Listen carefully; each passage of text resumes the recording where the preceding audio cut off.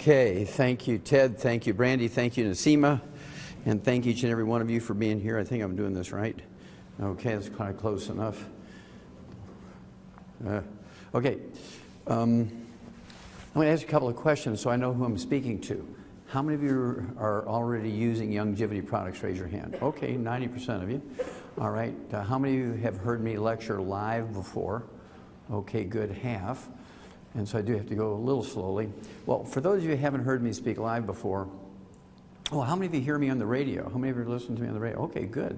The other half, that's just good.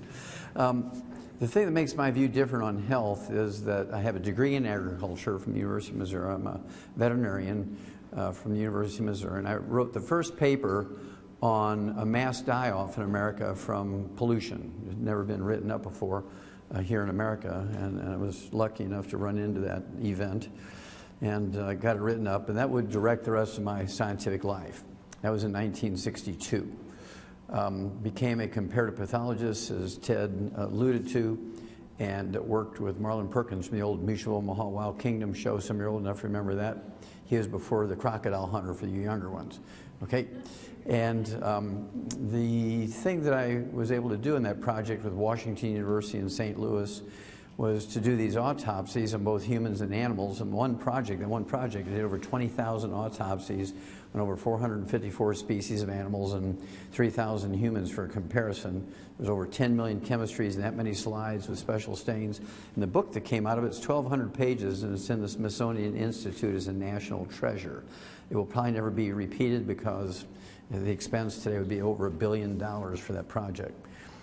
Well, to make a long story short, became a naturopathic physician in 1978, and I've been treating my patients like dogs ever since, and they get better. And the reason why I say that is in the animal industry, we don't have health insurance. There's a huge advantage to veterinarians not to have health insurance for animals. Because when you have health insurance, the concern of the doctor is to get the health insurance. When you don't have health insurance, and let's say it's a cow, if you want to treat that cow for 10 years, in cows we don't have insurance. Let's say a pig, if it has double knee replacement, the farmer doesn't have insurance for a double knee replacement if he has arthritis in his knees, so they just eat them. A goldfish, if it's sick, you just flush them down the toilet. It's a flush treatment. Okay? A dog, if he has a $2,000 treatment, most of the time he's going to heaven the next day at 1 o'clock. You know the exact moment because you're going to get the injection, right? So in humans, we have this problem. There's no law requiring a doctor to cure you when there's a cure available. You assume, because you're innocent, that he wants to cure you. You assume because you're innocent that doctors want to cure you. Let's say you have diabetes, and I can cure you in 2 to 14 days of diabetes. The doctor makes $300 from a office call. Actually, the pharmacist will make more money from the medications, right? But if he can treat you for 25 years rather than cure you in 3 weeks, he makes $750,000. So it's not unethical, it's not unlawful for him to treat you for 25 years. And so which way is he going to go? $750,000 or $300,000? And that's the problem with human medicine, is insurance. It's the worst possible thing that can happen to human medicine because it made the doctors figure out how to get the insurance. When they treat you, they ameliorate or dampen down symptoms. They do not cure the disease. Every drug, with the exception of antibiotics, which can kill, let's say you have a strep throat, there's antibiotics that can cure strep throat. If you have syphilis, penicillin will cure syphilis. But it's always the infectious disease with an antibiotic that we can cure. There's 250,000 pharmaceuticals that are prescription drugs in the PDR, the physician's desk reference, that they have access to. With the exception of antibiotics, which are about 500, so 249,500 are prescription drugs, non-antibiotic, only treat symptoms. There's not a single pharmaceutical other than antibiotics that cures a disease. They all treat symptoms. When does a doctor make the most money? When you're sick or when you're well? When you're sick. When does the pharmaceutical industry make more money? When you're sick or when you're well? Now, the medical system has legislated themselves into a protected monopoly. Everybody but medical doctors are quacks. Everybody knows that because medical doctors tell you so. They've legislated themselves into a protected monopoly. They have no oversight by any agency. They self-police, and they have unlimited money through government and private insurance. Bam! You're dead. Now, I'm going to show you two things. Number one, I'm going to show you why you must change what you're doing. Then I'm going to show you how to do it. That fair? Now hold your questions and comments till the end. This is going to be totally different than any health lecture you've ever seen or heard.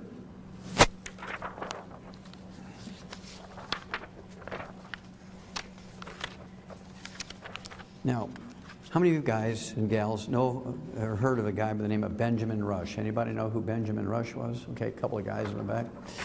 Okay, well, Benjamin Rush was the first military surgeon in the United States. He was George Washington's military surgeon. He was the first U.S. Surgeon General, and he was a signer of the Declaration of Independence, pledging, like all of the other 56, his life, his fortune, and his personal good name. Okay? And this is part of a letter he wrote to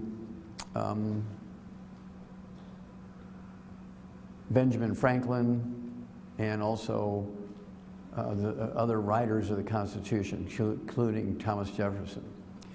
Unless we put medical freedom into the Constitution, because the different factions of medicine were fighting, herbalists versus chemical users and those using Oriental medicine and so forth, they were fighting amongst themselves. And so he was pleading for a clause in the Constitution that would equal right to choose religion, right to freedom of speech, right? He wanted another one in there. Unless we put medical freedom into the Constitution, the time will come in medicine will organize itself into an undercover dictatorship to restrict the art of healing to one class of men and deny equal privileges to others will constitute the Bastille, which is the most horrible prison in France at the time, of medical science. All such laws are un-American and despotic. Well, of course, that didn't happen. This clause didn't get into the Constitution, and now his worst nightmares have come true 300 years later. Now, we spend more money for health care than all the other nations in the world combined. There's 204 nations registered in the United Nations. Of those 204 nations, we spend more money for health care than all the rest. Not more than any nation, more than all nations. And what do we get for it? We rank 92nd in healthfulness in the world. There's 91 other nations whose peoples are healthier than us. We rank 60th in longevity. There's 59 other nations whose peoples live longer than us. And God forgive us, we rank 41st when it comes to live births and first month survivability of babies. And that doesn't even count the abortion piece. Time magazine, December 2008, cover article, The Sorry State of American Health. Despite technological advances in medicine, Americans are less healthy than we used to be, and the next generation, our kids are going to be worse off. How many of you have heard that our kids are not going to live as long as the adults? Okay, that's 2/3 of you. What they're saying here is statistically, 3/4 of you in this room will be standing at a gravesite burying your children, unless we change what we're doing. Petitions of the doctors, petitions of the government aren't going to change anything. That's not going to change anything. There's only one way to change the system, and that is to not use it. Cut off their cash flow, suddenly now they become real humble. But you have to make that decision. Well, that takes responsibility on your part, and I'm here to teach you the things you can do for yourself to avoid using them unnecessarily. That make sense? So that's where we're going. Just so you don't think I made that up, in ranking of newborn deaths, again, we're 41st in the world when it comes to live births and first month survivability of babies. And they say it's a shame. It's not a shame, it's an absolute crime. And most OBGYNs and most pediatricians should go to jail for it. I don't know if you've ever heard of the scientific journal called Food Chemistry. It looks at the nutritional value of food grown here in the United States and food imported in the United States. Also looks for pollution, so I'm kind of familiar with that one. And in the April issue of this year, April 2012, there was a big article in there that looked at 8 very well-known, trusted names in baby foods, Gerber's, Similac, Enfamil, these kind of things. And what they said was that commercially available baby foods contain less than 20% of the recommended levels of many vitamins and minerals, and less than 20%. This is why we have autism and ADD and ADHD. It has nothing to do with vaccinations, nothing. I've looked at the batch numbers, the ingredients, and manufacturers. They send the same batch numbers and the same ingredients all over the world. And 95% of all autism occurs here in the United States. So it can't be the vaccinations because it's used everywhere else. So what is it? It's malnutrition of the brain. You cannot make a good brain on Fruity Pebbles and apple juice. Most kids who have autism and ADD and ADHD are normal until they go from formula to solid food. What's their solid food? Pop-Tarts and Welch's grape juice, Sunny Delight, and Eggos with syrup. All carbohydrates, carbohydrates, carbohydrates. There's no fats, there's no proteins, there's no vitamins, there's no minerals, and you get what you get. You can't make a brain on carbohydrates only. So here's your pediatrician that should go to jail. This is from May of this year, cover article in Newsweek magazine. And the first reaction of most people is to have a little giggle because he's a cute little fat kid, year-old. He's clutching his supersized bag of French fries. But this is probably the scariest slide you're going to see tonight, because this is one of the reasons why your kids will not live as long as you. They're predicting already that this kid here, a year old, when I grow up, I'm going to weigh 300 pounds. Raise your hand if you know we're the #1 obese nation in the world. Anybody know that? Yeah, oh, well, good. I don't know, it's kind of interesting line there, and those people don't know. We're the #1 obese nation in the world. The only thing that we're #1 in the health industry is obesity. Now, what does that tell you about the medical systems and the government's knowledge about obesity? They know nothing! Otherwise, we'd be number 204. We should be the slimmest, trimmest, fittest people on earth. But they know nothing about the thing that makes us the sickest people on earth, obesity, and we'll talk about that in a minute. Another little piece here came out the 19th of September, just about a month ago. In 2010, 36% of Americans were obese. 2030, they're projecting that 50% will be obese. Now, what that tells you is they know nothing, because if they knew something and they could predict what's going to happen in 20 years, they should say, well, it's 36% now, but in 20 years it'll be 20%, another 20 years it'll be 5%. But instead it's going up, which means they have no earthly idea how to stop it.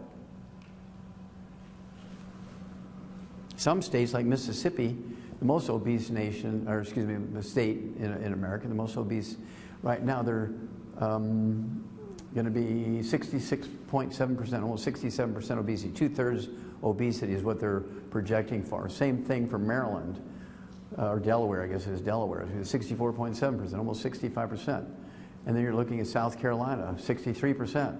This young fella died at 21 years of age of Crohn's disease and a certain type of liver disease called primary sclerosing cholangitis, which is a simple nutritional deficiencies. How many of you heard of Crohn's disease?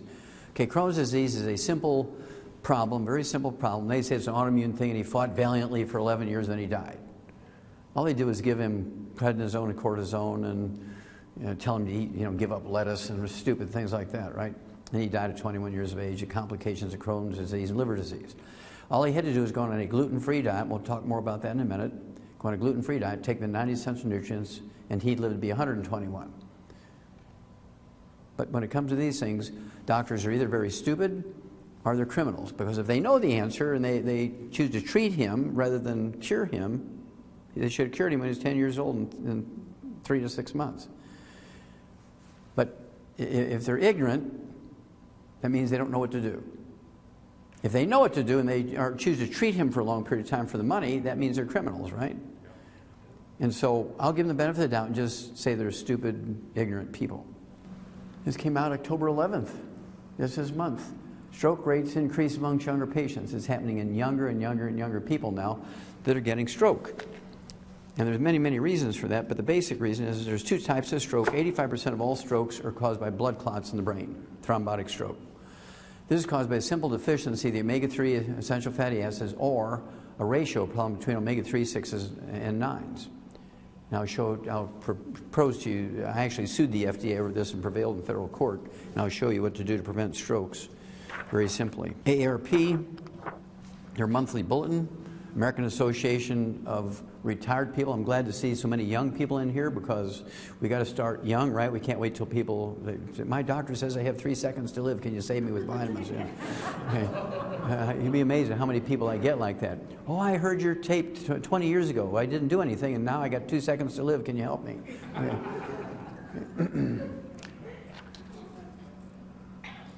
Okay, so the AARP Bulletin, March of this year, the worst place to be in America when you're sick is an American hospital.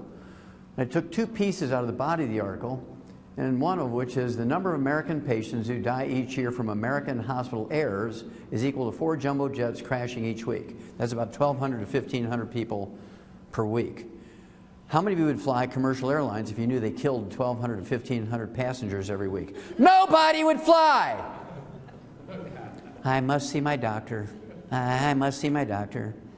And then also, in the same issue, each U.S. surgeon operates on the wrong person, wrong body part as often as 40 times a week. Boy, that brought silence to the room. That's because they're usually intoxicated on alcohol, street drugs, or prescription drugs, and that comes from a 6-year-ago study by Lucien Lepay, who's the head of the Department of Public Health at Harvard Medical School, and he went around and blindly took blood samples from doctors. He just showed up and took blood samples from them, and he ran them, and 52% are intoxicated during their working day on something. That's why they make so many mistakes. It's published stuff from Harvard Medical School. Newsweek magazine cover article.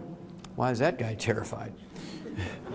Well, he's not even anesthetized, and those surgeons are ready to stick him with their scalpels, and that's because if they even touch him with their scalpels before he undergoes anesthesia, they've started their procedure. If he dies during the induction of anesthesia, which happens quite frequently because they don't turn on the oxygen and because they're drunk, and he dies, let's say, during the induction of anesthesia, they can run off and play golf for 4 hours and still get paid their $100,000. So they want to start the procedure, right?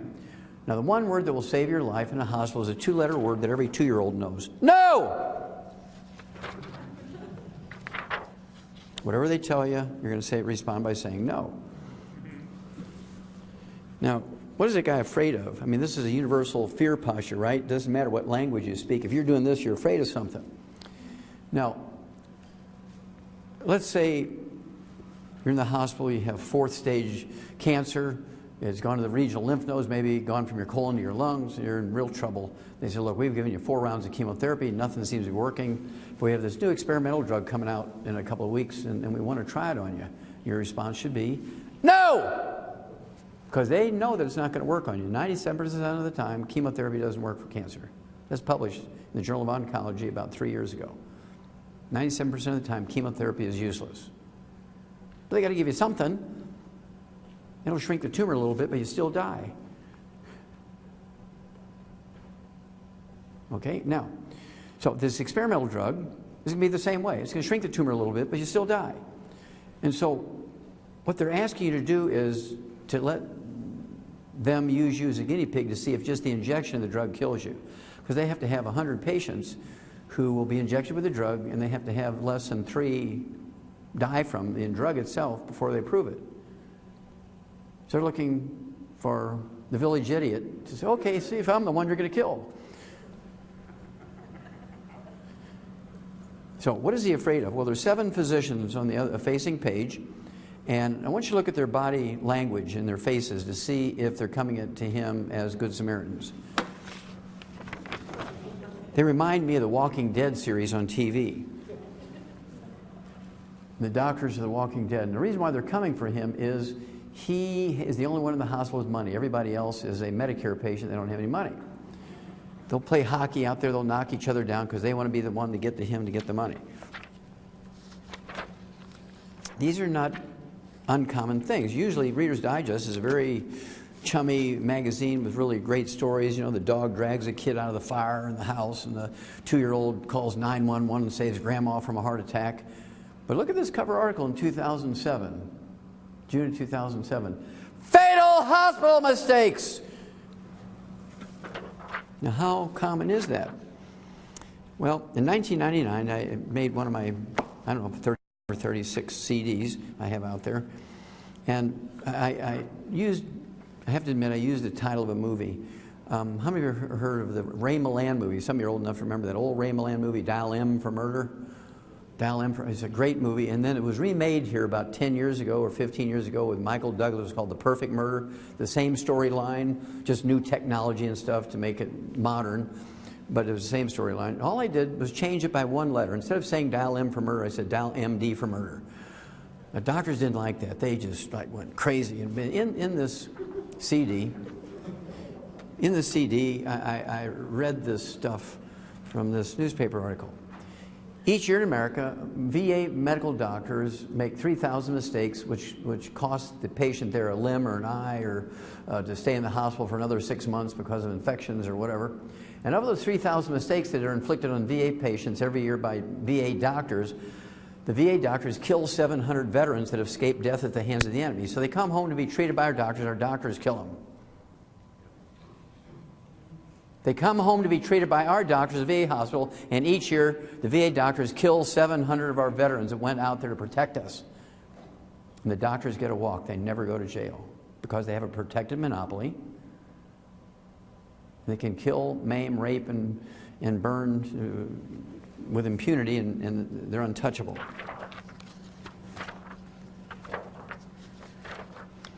This came out. It was a full-page story in the USA Today in February 2007. I had to chop it up a little bit to get it in this 8.5 by 11. Look at the title here: Patient, Protect Thyself. Now, the data that I'm going to share with you came from the Journal of the American Medical Association, very, very well-respected journal. Whether you agree with them or not, they are very well-respected. And then the Center for Disease Control, which is a federal agency in Atlanta, Georgia, that looks at this stuff. And what the article said was, each year in America, medical doctors kill, injure, and infect 15 million of their customers at their workplace. They get a walk. They don't even get an OSHA ticket.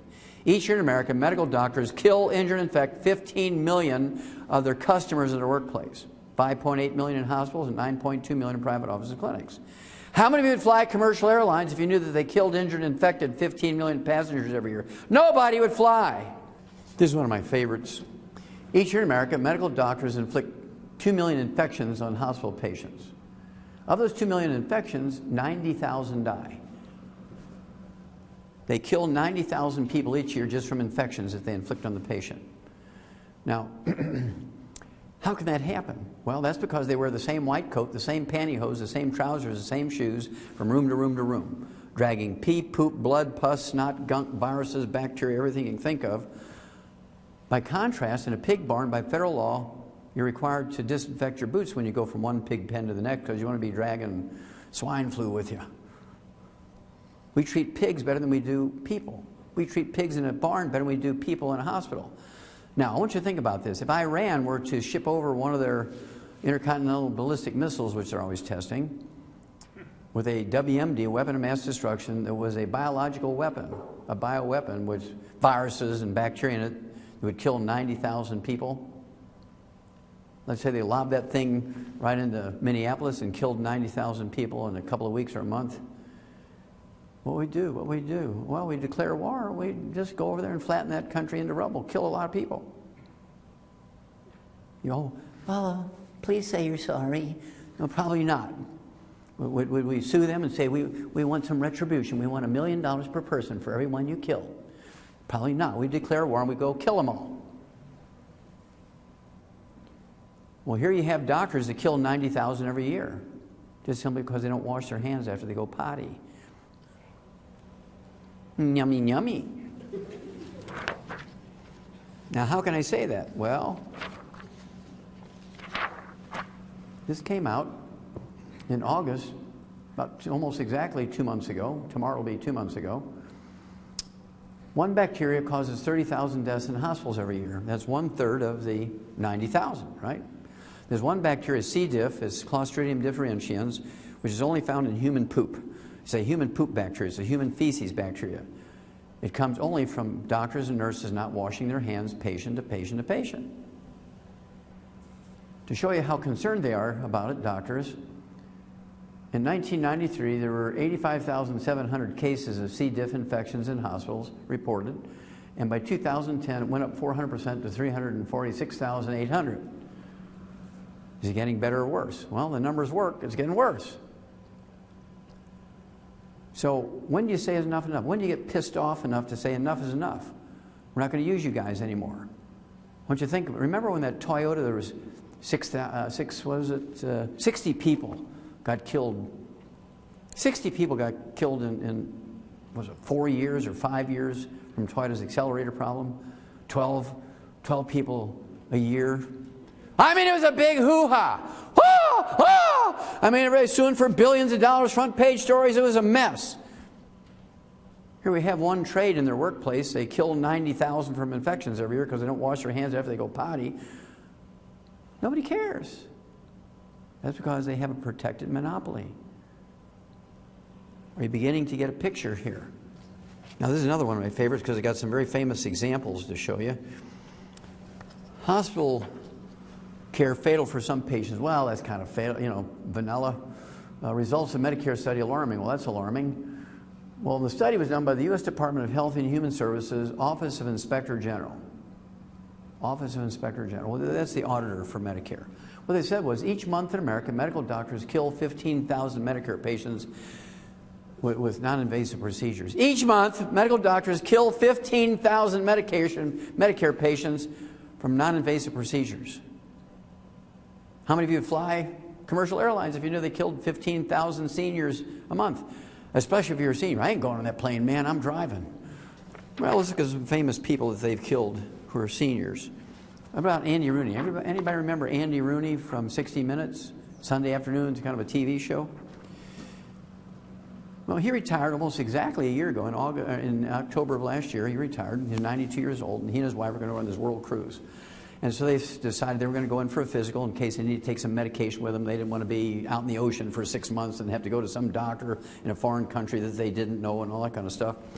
And so the doctor for Andy Rooney, he's kind of leafing through his medical records, and he says, Andy, you're 92 years old here, and I can't find where you've ever had a colonoscopic exam. I mean, there could be cancer lurking around in there. And of course, he had no symptoms, no bleeding in his bowel movements, no pain, no weight loss. He's happy as a clam, waiting to go on his cruise. And what he should have said was, no! But instead, what he said was, okay, because he didn't want to offend the doctor in a white coat and a stethoscope. So the doctor sticks a garden hose up his rump, punctures his intestine. 3 days later, he's dead from peritonitis, a belly infection. Nothing wrong with the guy, and the doctor kills him. Now, they didn't name the doctor. They didn't name the hospital because if the hospital and the doctor's name went out, I mean, my God, it would interrupt their cash flow. Everybody would cancel. It would be a mess, right? So they're not going to name those guys. Now, what makes this really bad is, in here, the cause of death is listed. You go online and look at Andy Rooney obituary, and you'll find him. They always say, Mr. Rooney died of complications of a minor medical procedure. Well, wasn't minor for him. It killed him. Doctor gets a walk. Hospital gets a walk. How many of you heard of Dick Clark, American Bandstand? Okay. He went in for an outpatient procedure. He was supposed to be having the procedure 11, done by 11:30, out in the golf course by 1 o'clock. That's what he was told. Now, what he was going to have was one of those little rotor-rooter things on his prostate gland because he'd have to stand in front of the toilet for 2 or 3 minutes before he could get a urine stream going. So instead of coming to me and getting it fixed with nutrition, it's a simple nutritional problem, instead of getting it fixed with nutrition, he opts for the scientific thing, let's do surgery and rotor-root it out. Starts at 11 o'clock as scheduled, 11:30 he's dead.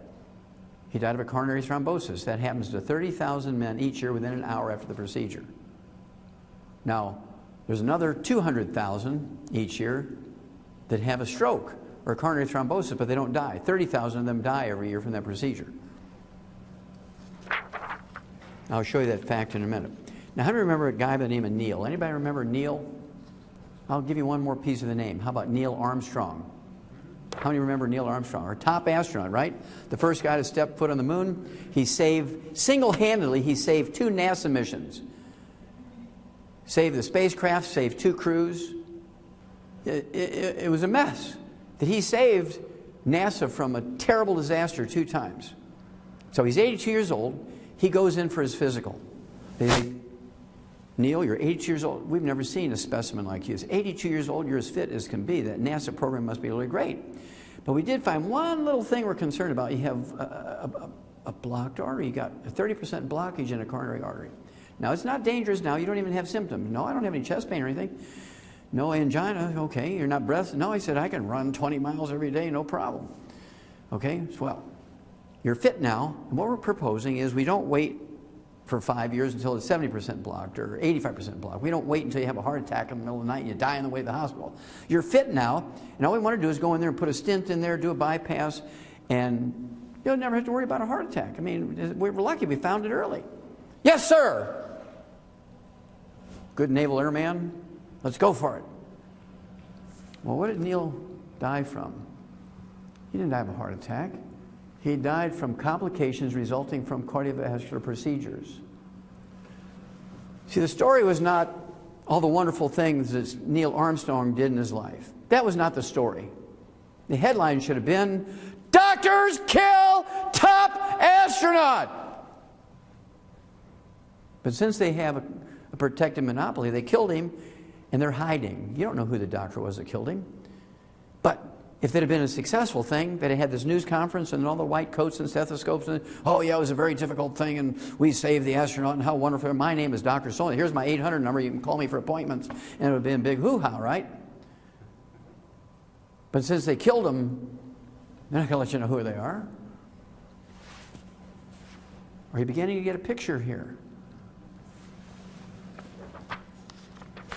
So if they can kill an Andy Rooney, a Dick Clark, and Neil Armstrong, and another couple of 100,000 people each year who are nameless because they're not famous. Michael Jackson, there's another one. Stupid Dr. Murray, probably snorting half of Michael's drugs. You know, Michael just happened to pick one of the dumbest, most careless doctors on earth. Now, how many of you heard of cholesterol? Raise your hand. You know, the substance cholesterol. Okay, good. Now, I'm here to tell you that there's not a single disease that's caused by elevated blood cholesterol. There's not a single disease that's caused by elevated blood cholesterol. Elevated blood cholesterol is a red warning light. How many of you have ever seen the red warning light in the dashboard of a car? Whether it turns on or not, you know there's a red warning light, right? There's something's going on with the engine. Can you name me anything any mechanical or chemical or electrical thing that the red warning light inflicts upon your vehicle? No, the red warning light is, as the name implies, it warns you that something bad's going on. You need to add more coolant, you need to add more oil, you may have blown a head gasket, you don't want to drive that, you want to get towed in so you get the engine fixed. That's what the red warning light is warning you, right? Well, elevated blood cholesterol is a warning.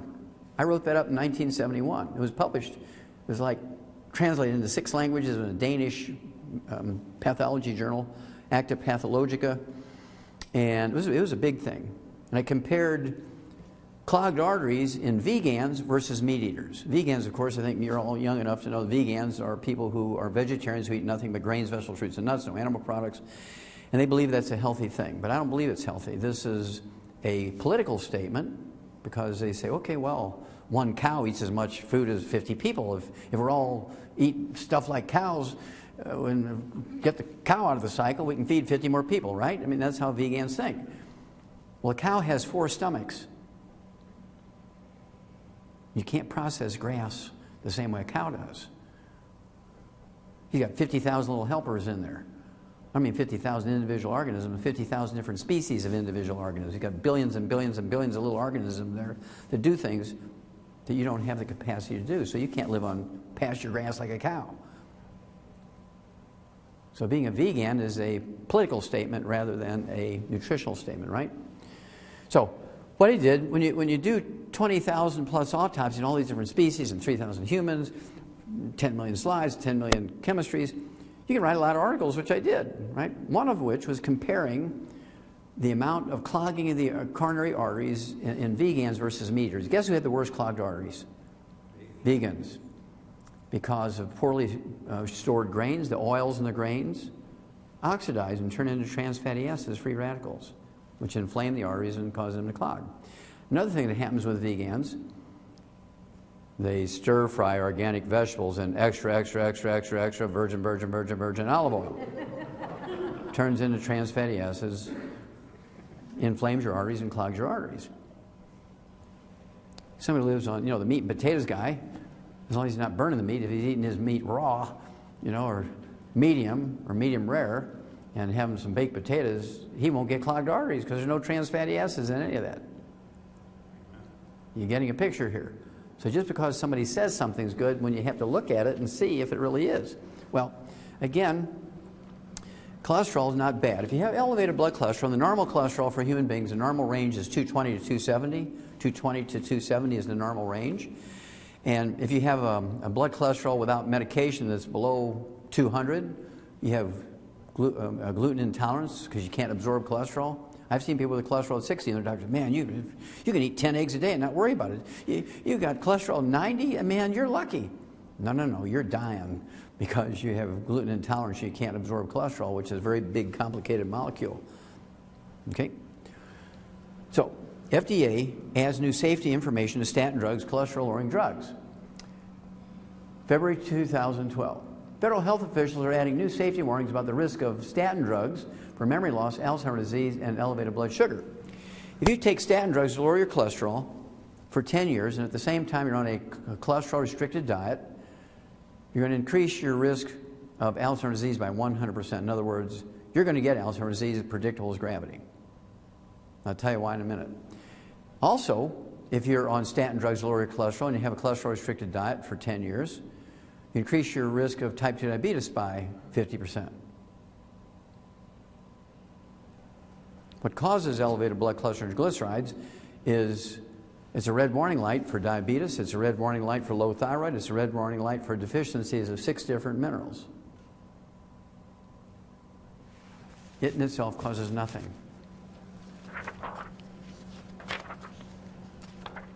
I said that in 1971, and everybody, well, I shouldn't say everybody, there was 25 doctors I used to hang around with, and of course they just put their arms around me and said, oh, Wallach, I mean, you know, you must be sniffing glue. Everybody knows it's the cholesterol, man. Well, they all took their statin drugs, and guess what? They're all dead, I'm alive. God is good. Okay. Science News is kind of a summary journal for doctors. They look at thousands of scientific articles written every month, and they summarize them so doctors can read the summaries, which usually are half a page. And if they like something, they can send somebody to get the entire article. They don't have to read thousands of articles. This came out in June of this year. Good cholesterol, not so beneficial. Higher HDL, high density lipoprotein, the good cholesterol, don't reduce heart attacks. I said that in 1971, and everybody laughed at me. Now it's published, you can go back and read it. Okay? And so it's nice to be redeemed a little bit, right? I'm going to go to each of their graves and put one of these on there. Okay, now there's not a single medical screening test that prevents a disease. And I saw on TV the other night where the American Cancer Society is still talking about get your screens to prevent cancer. There's not a single screening test, medical screening test that prevents a disease. Now, it might catch it earlier. We can get into the treatment system, which can be a bad or good thing, right? So this is the Globe and Mail, which is the USA Today equivalent in Canada. It's a national newspaper. I just like this title along with that picture here. Screening is not prevention. Now, how many of you ladies have heard of mammograms? Raise your hand. If you don't raise your hand, you're probably lying. Okay, even men have heard of mammograms, right? And that's one of the great screens that doctors like to use. OBGYNs, your primary care physician, will send you in for a mammogram every year once you're 40 years of age. Well, you know, women, I don't know, 10, 15, 20 years ago when these things were really being pushed, they said, what about all that radiation? I'm trying to stay away from radiation. I'm protesting against nuclear power plants. You want me to put my breast in that machine? Oh, it's insignificant radiation. How many women have heard that? Yeah. Well, it just came out about 3 weeks ago. They said one mammogram gives you the amount of radiation of 500 chest x-rays. Well, we're sorry. A little mistake. It was a decimal point problem. One mammogram, one CAT scan, one MRI gives you the equivalent radiation of 500 chest x-rays. If you have one mammogram, ladies, a year for 5 years, it increases your risk of breast cancer by 20%. And if you're taking HRT, if you're taking, estrogen along with that, you're up to 60% increase in risk of breast cancer.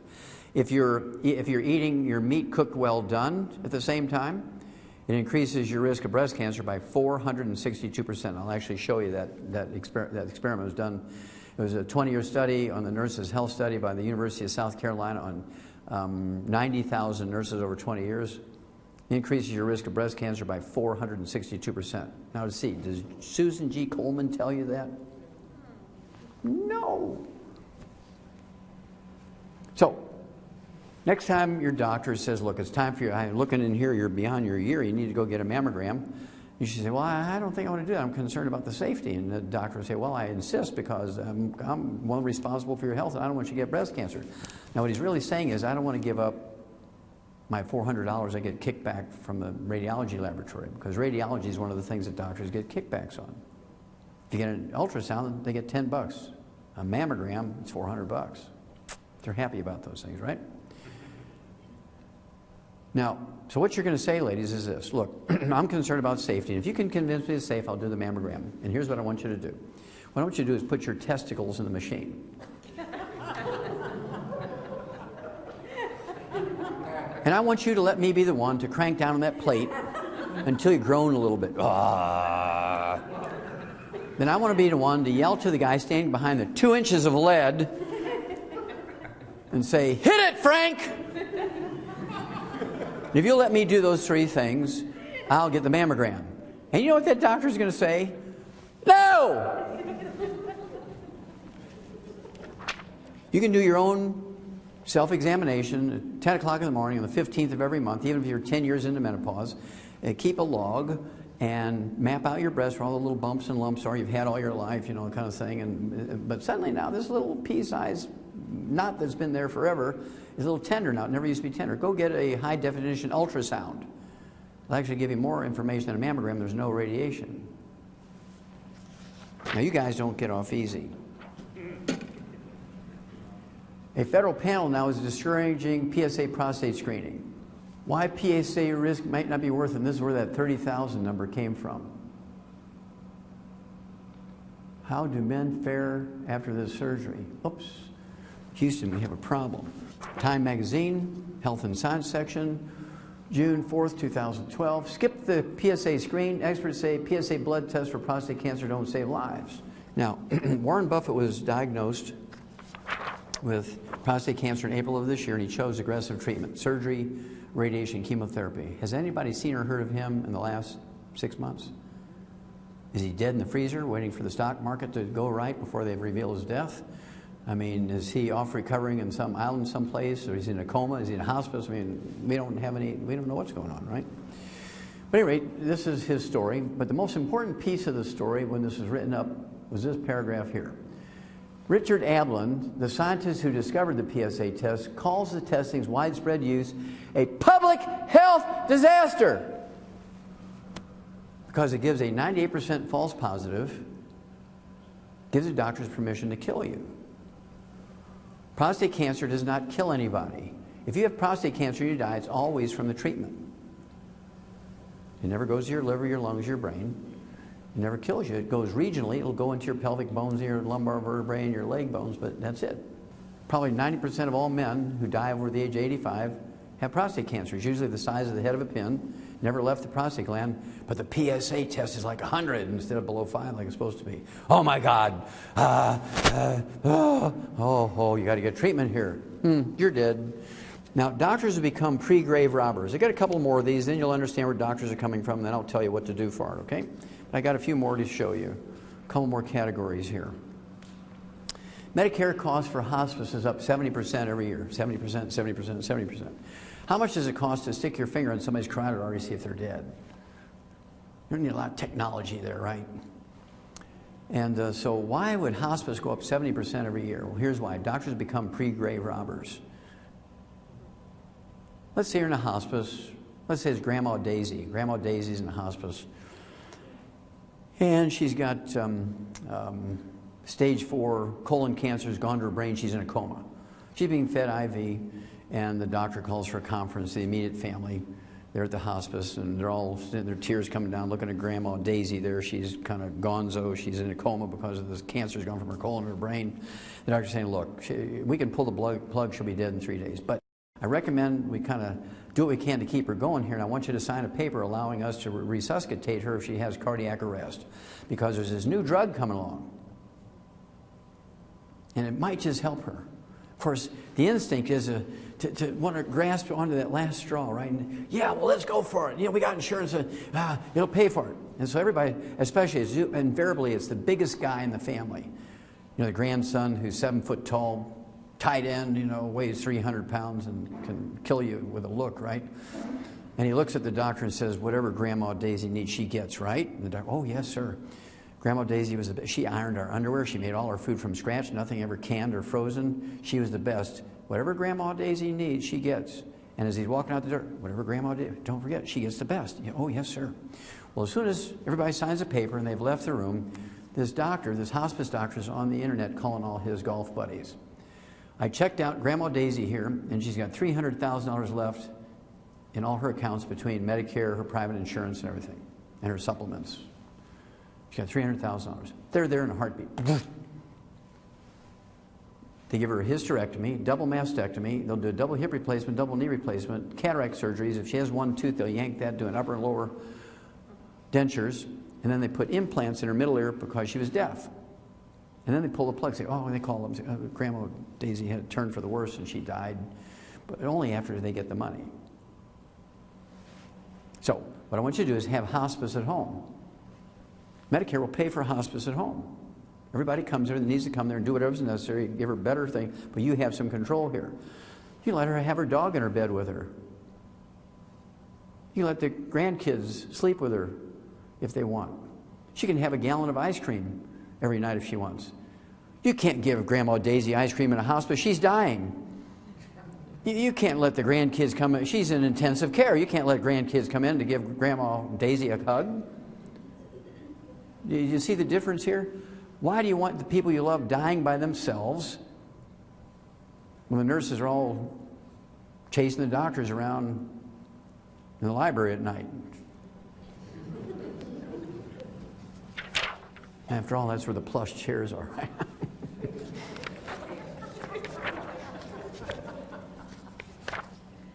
Just so you know that I'm not making this stuff up, Doctor and Repeat Surgery Probe gives up license. Now this guy he had 10 times the number of repeat surgeries on people than any other doctor in the state of Oregon, and it was only because he had 40 lawsuits against him that the organization did something about it.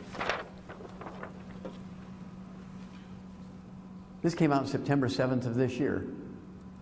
U.S. healthcare wastes $750 billion. That's $750 billion. That's $750 billion. Every year, the medical system wastes $750 billion a year. That's your tax money. Now, what was the waste for? Unneeded care in hospice. I never say anything I can't back up. This is going to make you feel warm and fuzzy. Each of you owes the Chinese government $534,000, which totals $62 trillion. Now, why is that? That's because for the last 30 years, each one of your elected officials in Washington, regardless of party, independents, libertarians, Democrats, Republicans, they all did it. What they did was they took all your money from your Social Security funds, your Medicare and your Medicaid funds, and gave it over to the highway departments, which you see all this highway work going on here. That's your Social Security money. That's your Social Security money. Okay? And this was so they could come back and say, I brought home the bacon last year. I got 100 new jobs in this district, and I want you to re-elect me. Oh, yeah, we got 100 new jobs. We got re-elect you. Well, when the first baby boomers came along, 80 million of them, the first wave about 4 years ago came along. Okay, we're here for our Social Security. Everybody's looking at each other in Washington. We don't have any money. They're here for their money. We don't have any money. So, well, you got to wait 6 months. Next year, you got to wait another 6 months. And so now I think you got to be 70 before you get your first payment in Social Security. It used to be 65, right? You got to keep waiting and waiting and waiting. And that's why, because there's no money there. So they run to the Chinese. We need money. Okay, we'll give you the $62 trillion. We want some security here. So what security did they have to give for $62 trillion? It wasn't a signature in their name. What it was all the weekly revenues from federal lands. Oil leases, we're talking about timber permits, grazing permits, all of the tolls from the federal toll roads. Weekly bypasses all the American banks and goes straight to China. Not even keeping up with the interest, because this is a year old. It's now 70 trillion. This is outside that 16 trillion that's, we're behind on our budget this year. We're behind on our budget, 16 trillion. That doesn't count this. I knew that would make you feel warm and fuzzy. Now, doctors are always at the bottom of it. This came out in 1997. A 1997 study by the Health Insurance Association of America found that 75% of insurance fraud, which is a federal crime, is committed by providers, which is a code word for doctors. You do that, you go to jail. Doctors do it, they get a walk. Now, you do have to change your diet. Now, we're just changing subjects a little bit here. You have to change your diet. Part of your responsibility. There's 20 of these billboards around the Beltway around Chicago. You say, why on earth would they do that? That's because 75 years ago, the average age of diagnosis of colon cancer was 60. Well, now it's 38. And so this billboard is directed to 8-year-olds. Now, you talk to an 8-year-old about Grandma Daisy dying of colon cancer. Well, she was 82 years old. I'm only 8. That's a million years from now. I'm not worried about colon cancer. And so this is directed to 8-year-olds. What, Mama, what's butt cancer? Well, when I was a kid when I was a kid 73 years ago, geez. When I was a kid 73 years ago, I had processed meats with nitrates in it once a year. That was ham on Easter. Now, kids have processed meats with nitrates in it 15 times a day. They get bacon and eggs, they get ham and eggs, they get sausage and eggs, they get the all-meat breakfast with 14 different types of sausage and bacon and ham and pastrami and pepperoni and jerky, and then they get bacon bits in their salads. They have bacon burgers, and there's in their little Lunchables, there's these little rods made from pepperoni. They're getting all this nitrates and nitrates. And then there's fried foods. You got to give up fried foods. This guy's been dead for 35 years. He's still killing people.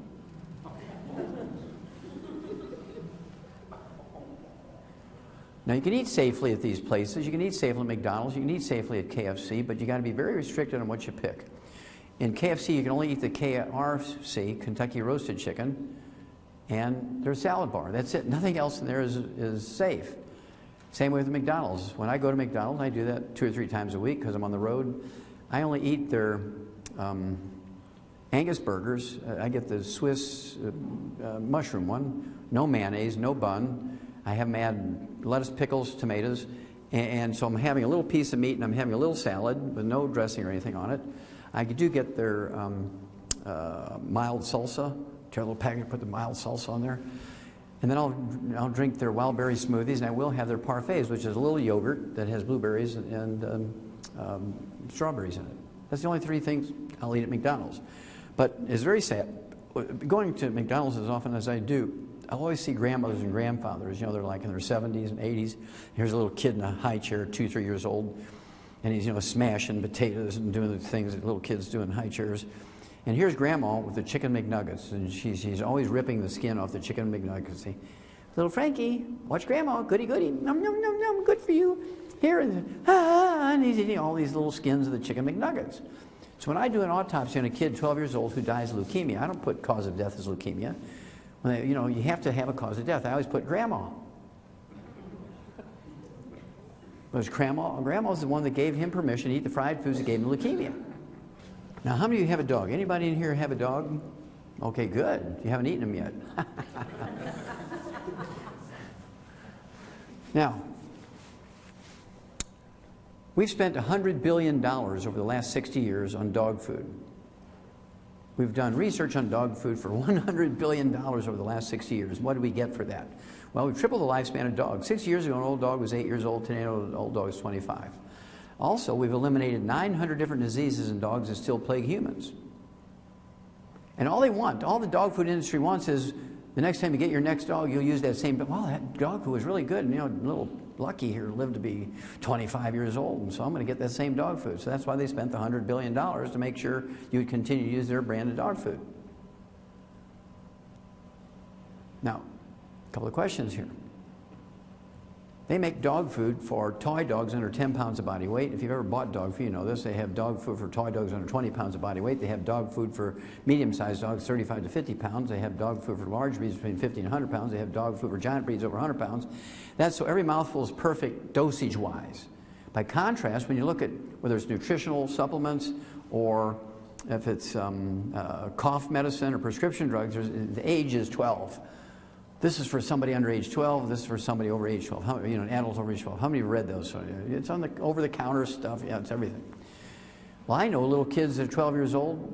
They're 300 pounds. I know 80-year-old people who are 70 pounds. So you can't go by age. You got to go by weight, and that's why we're more successful in the animal industry, because we go by weight. So here comes the ultimate question. Well, there's two ultimate questions. If you were to ask your veterinarian, hey, can I give my dog the table scraps and leftovers preferentially to dog food? I mean, it's costing me $1.50 a day to feed this 80-pound dog, and my paycheck got cut in half here, and I really want to cut back, and can I give my dog table scraps? And the veterinarian would be horrified. What? We spend $100 billion perfecting dog food, eliminate 900 different diseases, triple the lifespan of your dog, and you want to feed them table scraps? I mean, the veterinarians would be mortified. No, can't do it. So here comes the ultimate question, How come you eat and you feed your kids and your grandkids food you know will kill the dog? You eat and you feed your kids, grandkids food that you know will kill the dog. So we came up with a 90 for Life program in Youngevity. It's called 90 for Life for two reasons. Number one is the 90 essential nutrients, 16 minerals, 16 vitamins, 12 essential amino acids, 3 essential fatty acids. And what it means for life is for a healthy life, but it also means for life, for the length of your life. How many years do you need to take oxygen? All your life. How many years do you need to drink water? All your life. How many years do you need all 90 essential nutrients? See, these are not the optional nutrients. This is not the wax on the car. These are the things that drive the engine. So there's another look at those 90 essential nutrients. They're called essential nutrients, ladies and gentlemen, because we cannot manufacture them. We must consume them every day. There's food or supplements. Number two, if we don't have them, you get horrible diseases, which they will all be fatal over some period of time. Every one of these, calcium deficiency causes 147 different diseases. Calcium deficiency alone causes 147 different diseases. I want you to think about that. Why would the medical profession want you to get all the calcium you need? I mean, there are people who specialize in calcium deficiency disease, and they make millions of dollars every year treating your calcium deficiency with surgery. Well, what's in it for them if they tell you what to do for your nutrients? You can overdose taking vitamins and minerals. Don't you dare take them. Oh, my doctor says I can't take those. I can overdose. They kill 1.5 million people a year from pharmaceutical decimal point problems. From pharmaceutical decimal point problems, they kill 1.5 million people a year. But that's okay, they're FDA approved. Okay, we need 16 minerals, 16 vitamins, 12 essential amino acids, 3 essential fatty acids, and our food plants can take carbon dioxide out of the air, use the sun's energy, a process known as photosynthesis, to manufacture long carbon chains with which the plants make vitamins, amino acids, fatty acids for themselves. And those societies that learn how to eat these plants will get these things, and they live longer and healthier. We need 60 minerals. And you notice the number of minerals is 2/3 of the 90 essential nutrients, so minerals are very important. Well, plants only need 3 minerals, we need 60. Plants only need magnesium to make the leaves green to get energy from the sun. They also need phosphorus and potassium to drive growth. Everything else they need to get from the atmosphere. Nitrogen to make amino acids and protein, carbon to make every other thing they need. So if you're eating a pretty good slice of organically grown, multigrain bread, organic, baked by the pastor's wife in church on Sunday after his best sermon, you're 57 short. Bam, you're dead. But he ate so well. It was all organic and just baked with love. And blah, blah, blah. Now, nutritional minerals do not occur in a uniform blanket around the crust of the earth. They occur in veins like chocolate and chocolate ripple ice cream. Which, remember that piece. It's very important. Now, how many remember going to mom and dad's house, or some of you are too young for that? You might go to grandma and grandpa's house and remember that they had a wood stove. Anybody remember the wood stove days? Yeah. Now, what did grandma and grandpa do with the wood ashes every morning? Did they go in the recycling bin to save the earth? They went in the garden, exactly right. Went in the garden. Well, are wood ashes all the same? No. Remember, the plant only needs 3, so that tree might have only been in a vein that had 3 minerals. But it had 6, 8, 12, whatever it was. So all wood ashes were not alike. Okay, but they put them in the garden and the plants benefited. At any rate, wood ashes are not really ashes. Somebody gave them that name thousands of years ago, and we've kept that name, but they're really the minerals that the tree sucked up out of the ground. So there's plant minerals, aka wood ashes. We throw them out in the garden. The okra and the tomatoes and the sweet potatoes and the onions and all the peas and beans and squash and corn and everything you're growing out in the garden, suck all those minerals up. You eat those plants, you get your minerals in that fashion, right? That's how the old people used to get their minerals, through the plant minerals, aka wood ashes, going to the garden. Plants suck them up, you eat the plants. Well, at 3 o'clock in the afternoon, Monday, September 4th, 1882, we know the exact moment, 3 o'clock in the afternoon, Monday, September 4th, 1882, Thomas Edison pulled the switch on the first commercial electric generating plant. Within 10 years, everybody in the city had converted from wood, which is inconvenient and messy for fuel, to electricity, propane, and natural gas. Now here comes the ultimate question here. How many minerals are left over? How many ashes are left over when you use electricity for fuel? 0! And what did you replace that source of nutritional minerals with? Nothing! And that's why we're all screwed up health-wise. You gave up 2/3 of the nutrients by changing your source of fuel. And doctors say, don't you take vitamins, minerals, you'll overdose. And they're not FDA approved.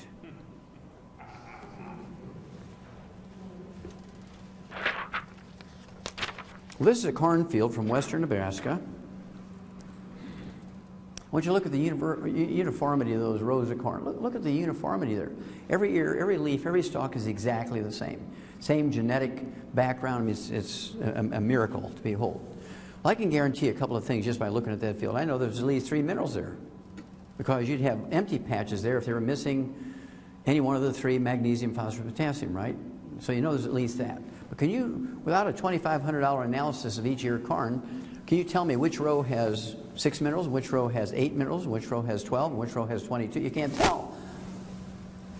And so in the animal industry, we don't have insurance to pay for silly things. And so we just put everything we know that those animals need in their little alfalfa pellets. Yeah, we put the corn and the soybeans, all that stuff in their alfalfa pellets, but we also put 60 minerals, 16 vitamins, 12 essential amino acids, 3 essential fatty acids in there. And whatever nutrition is in the alfalfa is value added. We don't depend on it.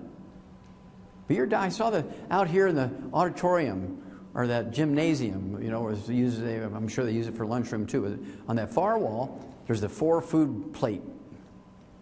It used to be the 7-food pyramid for a long time, and the government decided everything was going bad because nobody could remember everything on the 7-food pyramid. They converted it to 4 and leveled it out into a plate. You're supposed to eat variety and put 4 different colors on your food plate, and everything would be wonderful. That's the most insane approach to nutrition I've ever seen. Somebody needs to go to jail here. They kill more people than all the terrorists in the world combined every day. Now, this is a satellite photograph from 100 miles up of agricultural land in Southern California. Over here is the Pacific Ocean. Over here is Yuma, Arizona. Down here is Mexico. Up here is the Salton Sea, which gives you some sense of location. This is a salt lake, about 1/10 the size of the Great Salt Lake in Utah. But I want you to look at these mineral veins here. Look at those veins of minerals. Every color represents different minerals, different mixtures of minerals, different amounts of each one, and so on. How do you remember Popeye? Remember Popeye and spinach? You're supposed to get all your iron from spinach and everything. Well, the only place I can guarantee there's going to be a lot of iron is over here, because iron in the soil turns it red. I can guarantee you just by looking at this photograph that there's a lot more iron over here than there is over here. But am I going to spend $2,500 on every kibble and bit in dog food, and every can of dog food, and every alfalfa pellet for a laboratory rat and a cow, to analyze it and make sure it has everything it needs? No. They don't do that. What they do is they put everything they know that animal needs appropriate for body weight, and then whatever's in the food is just value added. And if you're expecting iron in your food, on your sweet potatoes, your spinach, and you're getting your sweet potatoes and spinach over here, you're S out of luck. Okay? And so in the animals, they get a better deal because we put everything in that food. Now you're beginning to understand the picture. What about organic? Well, I've been saying this since I did those studies in the 1960s for the National Institutes of Health, and the big multi-million-dollar study I did. This is a meta-study with 240 studies.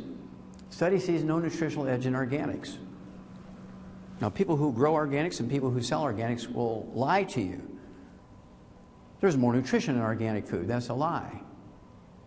You can eat a non-organic carrot, could have 10 times more minerals in it than an organic carrot. Depends on what vein in the field it grew in. The only thing you can guarantee from organic is there's no sprays on it, which is not a bad thing. That's a good thing. That's a plus. No sprays, knocks your chemical load down. That's a good thing. But they want you to also believe that it guarantees nutrition. It does not. So people who eat organic still have to supplement. This is what makes Youngevity unique. This is a compost pile, and this compost pile is made up of plants that were under the sea for thousands and thousands and thousands of years. This is a 25-foot cap of marine limestone. It has, this is a compost pile. This is 3,000-foot elevation. It goes down 2,000 feet into the ground, and this is plant material. So we were able to get it certified organic every year for 35 years. It has 77 minerals in it, including the 60 essential minerals. Thank you. The 60 essential minerals in optimal amounts. Nobody else has this. So this is why we're so successful with over 900 different diseases. That's the miracle stuff. Now, there's 25 different ways to get it. That's the Russian version. Okay. Okay. Now, there's 25 different ways to do this, but the most, what should I say, the most easy for people to understand is the Healthy Start Pack. And this little bottle's on top of here. It fits in a kind of rectangular box. This has 245 nutrients in it, which includes 130 vitamins, minerals, amino acids, and fatty acids, including all 90 known essential ones, and then a bunch of the others that are not yet considered essential will be, but it's, what should I say, nobody's motivated to spend lots of money to prove it, because what are they going to get for it, right? And so it's not a commercial thing for the most part. And so anyway, this also has 115 super juices in it. How many heard of the super juice, like noni juice, goji juice, mangosteen, acai berry, and all kinds of maki berry, from Bolivia and so on. Well, Patagonia, that's another place they come from. Anyway, this is great stuff. It has 245 nutrients, including all 90 essential nutrients in optimal amounts. And this one Healthy Start Pack is designed for 100 pounds of human flesh for a month. So if you give that one pack to a 50-pound kid, that's for 2 months. Give it to somebody who's 90 to 110 pounds, that's for 1 month. If you get to a 200-pound person, that's for 2 weeks. Because by body weight. That way we're more accurate, right? So we do everything in Youngevity by body weight, because I'm a veterinarian and a physician. So I try to get as much as I can, the good stuff from the veterinary industry, and bring it over to people. That's why I say I treat you like a dog, but you get better. And this is that chart that's on the wall over there. I looked at that and I said, man, you're just supposed to eat fruit and vegetables and grains and protein, and everything's going to be fine. That's why America is sick. That's why all the jobs are shipped out of America. All the assembly jobs, all the manufacturing jobs are shipped out of America because of the high cost of medical benefits for employees.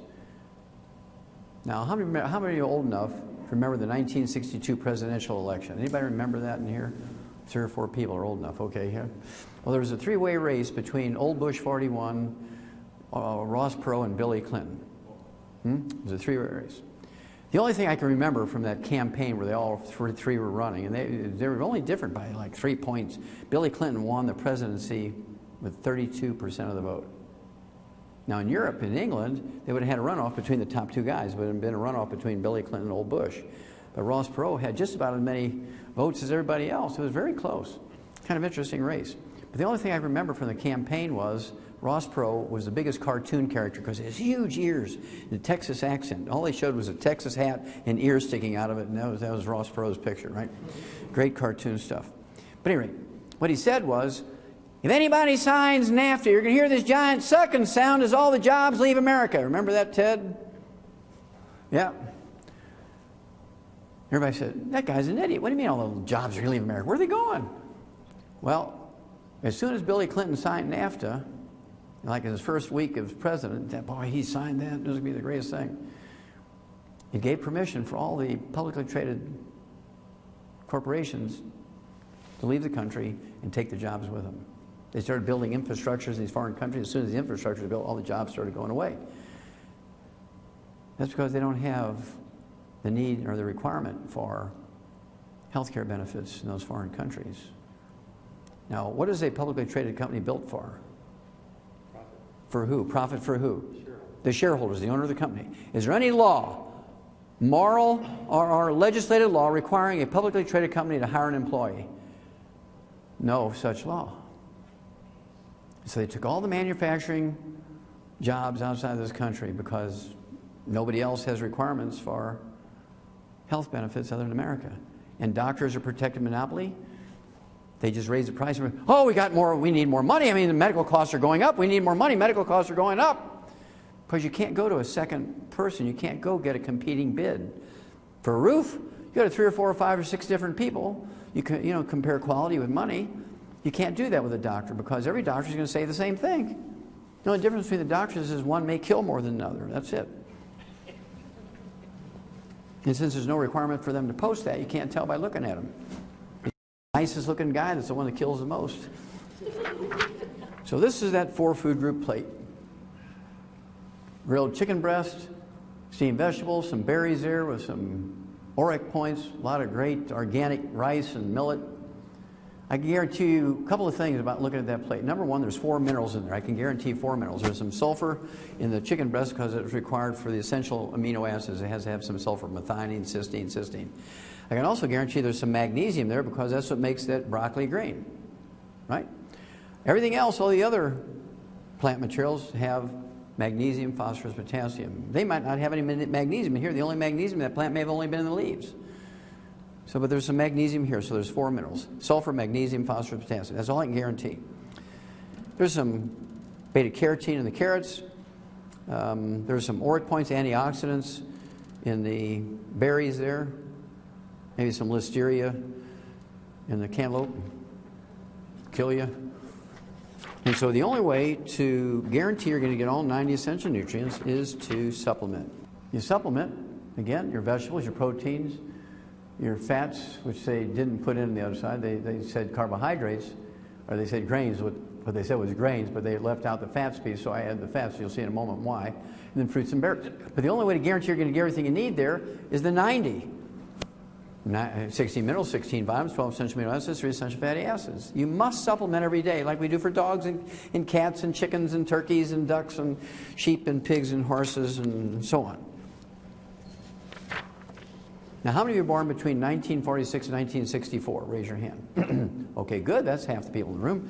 Okay, you're baby boomers, and you have a problem. You listen to doctors, because doctors convince you if you listen to them, you'd be the first generation where everybody lives to be 100. Houston, we have a problem. Because everything the doctors told you about health is wrong. Everything they've told you is wrong. Because it's designed to direct you towards treatment programs as opposed to cures and preventions.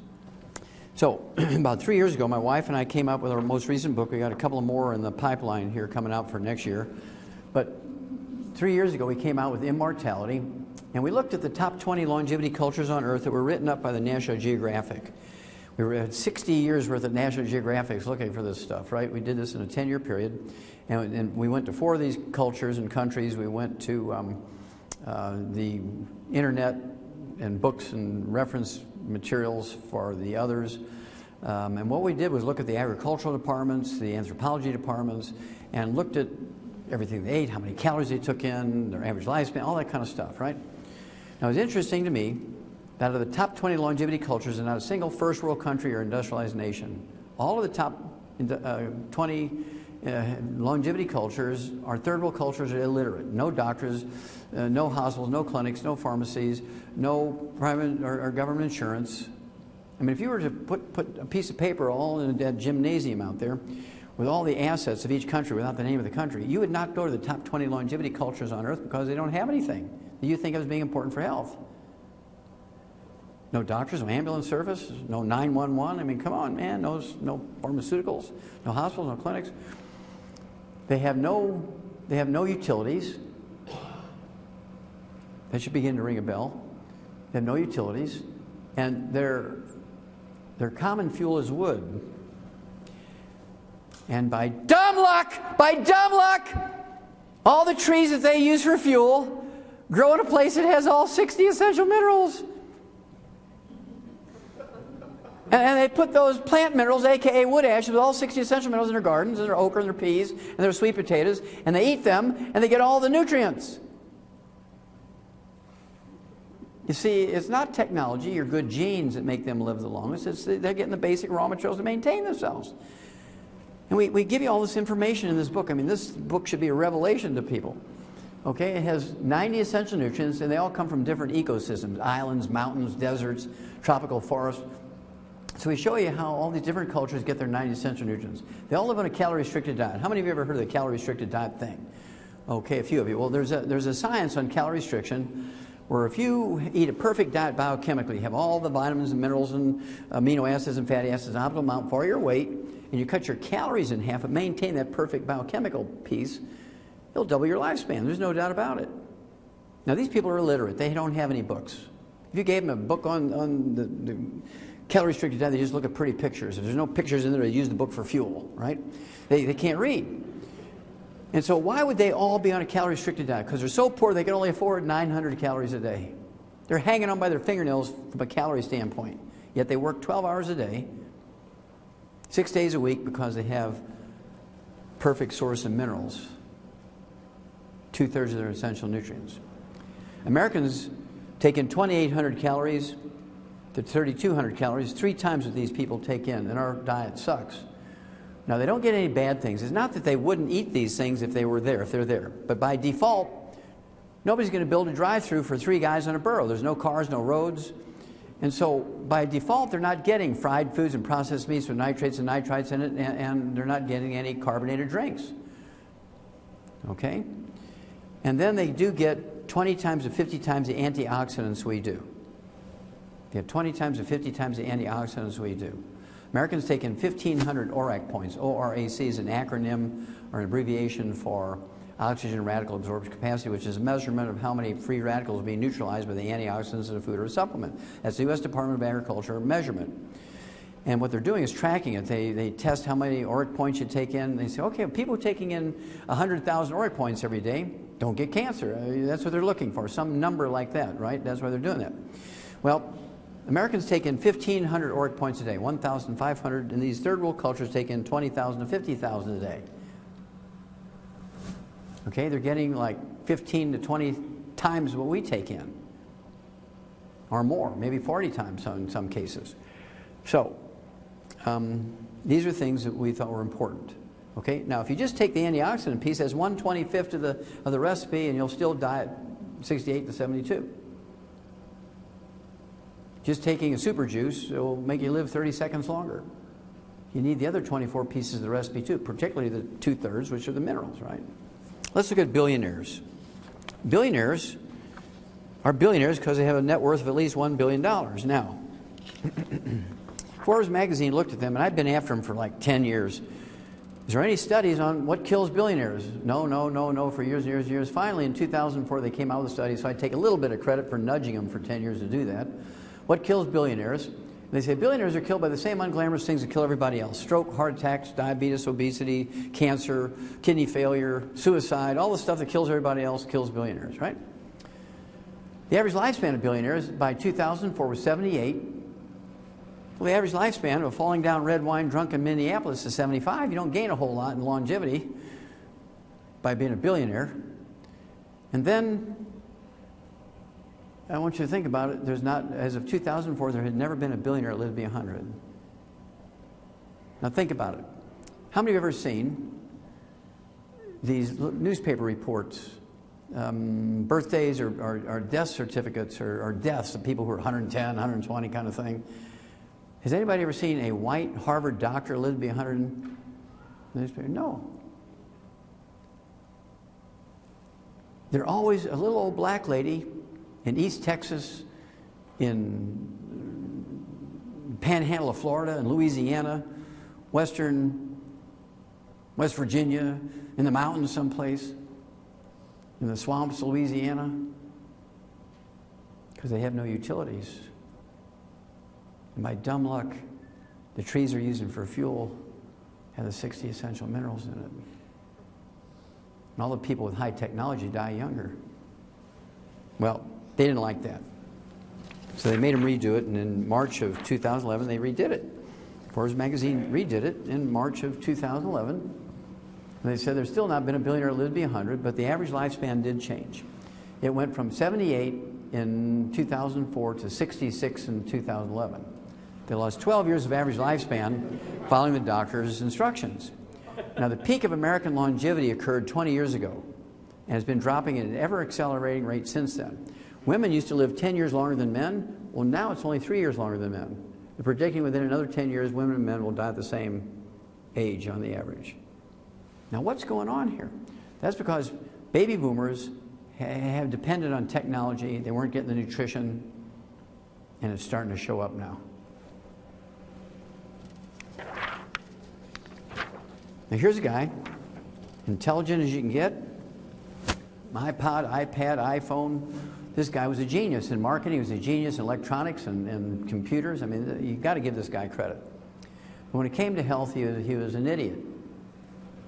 He dies at 56, 10 years before the average lifespan of the average billionaire. So what happened here? Well, when you're a billionaire, you can afford the best personal trainer, the best food, the best chef, cooks the way the doctor wants them to cook. You can get all the organics you want. I mean, you can get the best health care plans. You can hire the most expensive, maybe not the best doctors, but certainly the most expensive doctors. If there's a health thing you need someplace, you can send your plane and your pilot to go get it. You can have them take you someplace. If you take out the billionaires by themselves and look at them as a separate demographic, they should be the healthiest and longest lived people in America, shouldn't they? If money meant anything for health, don't you think? Yeah. Okay. So, why is it he died at 56? Because he was a vegetarian. You know, he was a vegan. How many of you knew he was a vegan? He was a vegan. He was an unsupplemented vegan. Didn't supplement because he got the very best organic food.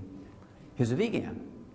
Unsupplemented vegan because he got the very best. And his chef made him the very best organic vegetables, stir-fried in extra virgin olive oil. And as a result, from all the free radicals, he got pancreatic cancer. Now here came the juncture in the road. He should have gone to the Nicoyan Peninsula in Costa Rica and Central America because that's where the longest lived people on earth live. The people who live the longest on earth live in the Nicoyan Peninsula on the Pacific coast of Costa Rica. There's no doubt about it. They outlive everybody about 10 years. So he should have gone there and found the oldest of old persons, you know, great-great-great-great-great-great-grandma, and said, great-great-great-great-great-great-grandma, I want you to feed me like you've been eating. I want you to give me the herbs you would give somebody with really advanced cancer, and he'd still be alive today if he did. But instead, he went to the most decorated, the most heralded research cancer doctor. Bam! He was dead. As sure as they shot him in the head, they killed him. And now you know, as Paul Harvey would say, the rest of the story. Now, how many of you think that exercise is good for you? Raise your hand. Whether you believe it or not, how many of you heard that exercise is good? Let me rephrase it. Okay, I think everybody's heard that exercise is good for you. Well, exercise is one of the most dangerous enterprises you can be involved in. Exercise kills more Americans than terrorists. When you exercise, you sweat, don't you? When you exercise, you sweat. When you do physical work, you're throwing bales of hay, you're on a roof roofing, you're a carpenter, you're a plumber, you're working in a steel mill and all the blast furnace and the heat, you're sweating, right? And And people who love you want to take care of you. See, they know you're sweating in your exercise, or even Pee Wee League, or Pop Warner leagues. All these little bitty kids out there exercising, men, women, doesn't matter, gender, age. And you say, look, honey, I want you to take plenty of what? Water, so you can rehydrate, and that's what kills you. This is what kills you. Because sweat is not water. Sweat is a soup that contains all the nutrients floating around in your blood. So you're sweating out this soup. You're replacing it with water. Now that's kind of like your car's leaking a quart of oil every week. See, I'm not going to spend the $1.99 on that old clunker, so you put a quart of water in there. What's going to happen by the third or fourth week? Your engine's a big ball of flame burning up, right? I mean, even an idiot living under the bridge who's going to steal your car is going to check the oil before he steals it, right? Why would he risk his freedom for taking a car with no oil in it?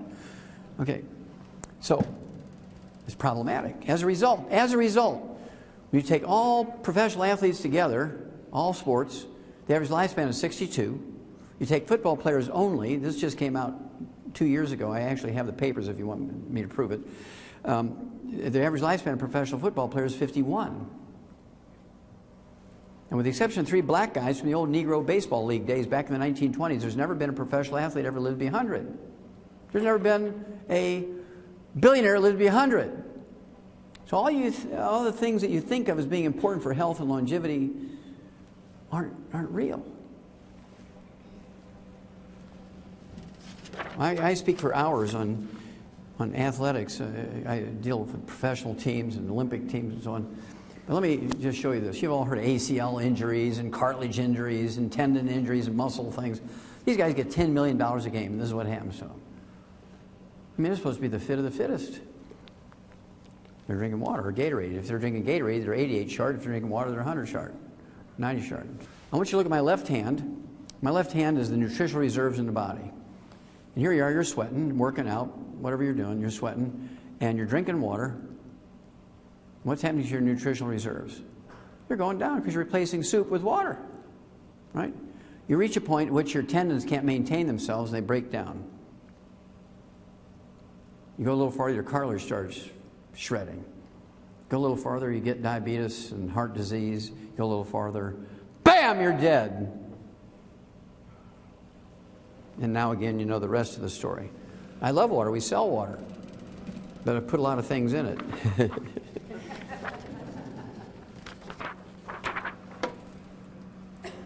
Here's a guy who wanted to be a professional quarterback. Had 3 ACL injuries in his knee. How many knees does a guy have? Elizabeth Taylor had 7 hip replacements. How many hips did Elizabeth Taylor have? You see, there's no law requiring a doctor to cure you. As long as you'll accept treatment, you have good insurance. Well, insurance pay for it. Go ahead, doc. So, to make a long story short, because of all the athletes we work with, we came out with I should tell you one other piece, and that is each year, according to the Center for Disease Control, 75,000, 100,000 young people in America, 75,000, 100,000 young people in America die each year while they're exercising, under age of 30. Now, wait a minute, it's supposed to be good for you. Yeah, right. Who told you that? The doctors told you exercise is good for you. Don't take any vitamins, minerals, drink plenty of water. And so we came up with a sports drink called Rebound. It has 100 nutrients in it. So if you have somebody you love who's sweating in their labor or because they play sports, you need to get them on the Rebound. It has 100 nutrients in it. Let's look at doctors. U.S. News Report, February 2005. U.S. News World Report, rated America's most credible print news source. Special health issue. Who needs doctors? Your future physician might not be a medical doctor, may be better off. Now, do you think that every MD in Apple Valley made sure this was in their waiting room when that came out? I don't think so. I think probably they sent out the Boy Scout troop there that they said, we'll give you $1,000. Just go collect all those magazines out of every store and shred them. Buy a lot of tents. Now, why did they do that? Well, they did that because they backed the doctors against the HMOs in the 1990s. How many remember that great battle between the HMOs and the doctors? The doctor said, we're the doctor here. We're supposed to be the ones to decide what treatment you get. Why would you want an accountant and an HMO deciding what treatment you get? That's because the accountant at the HMO knew the HMO could only be profitable if they cured you. They were going for the cure. And the doctors wanted to treat you for 25 years. And everybody went with the doctor. Everybody went with the doctor. You'd been better off going with the HMOs because they wanted to cure you. Doctor didn't like that. Well, in my original audio cassette tape, April of 1993, I said it was a study based on a database of 200 doctors. I just grabbed a handful of Journal of the American Medical Association out of the medical library, added up the age of death of 200 doctors, divided by 200, I got 58. And why would you want to go to, in this audio cassette tape, why would you want to go to a group of people whose average lifespan is 58 to learn how to live to be 100 in a healthful way? It didn't make sense to me. Well, they didn't like that, so they did their own study, and they said, well, Wallach lied. The average lifespan of a family doctor or primary care physician is not 58 like Wallach claims, it's 56. Now, some of you will get the math pretty quick here. I said 58, they said 56. They were so eager to show that my statistics were wrong that they failed to appreciate that they're telling people that they died 2 years earlier than I said. So I do apologize for giving them too many years. So the information is still the same. Why would you go to a group of people whose average lifespan is 56 to learn how to live to be 100?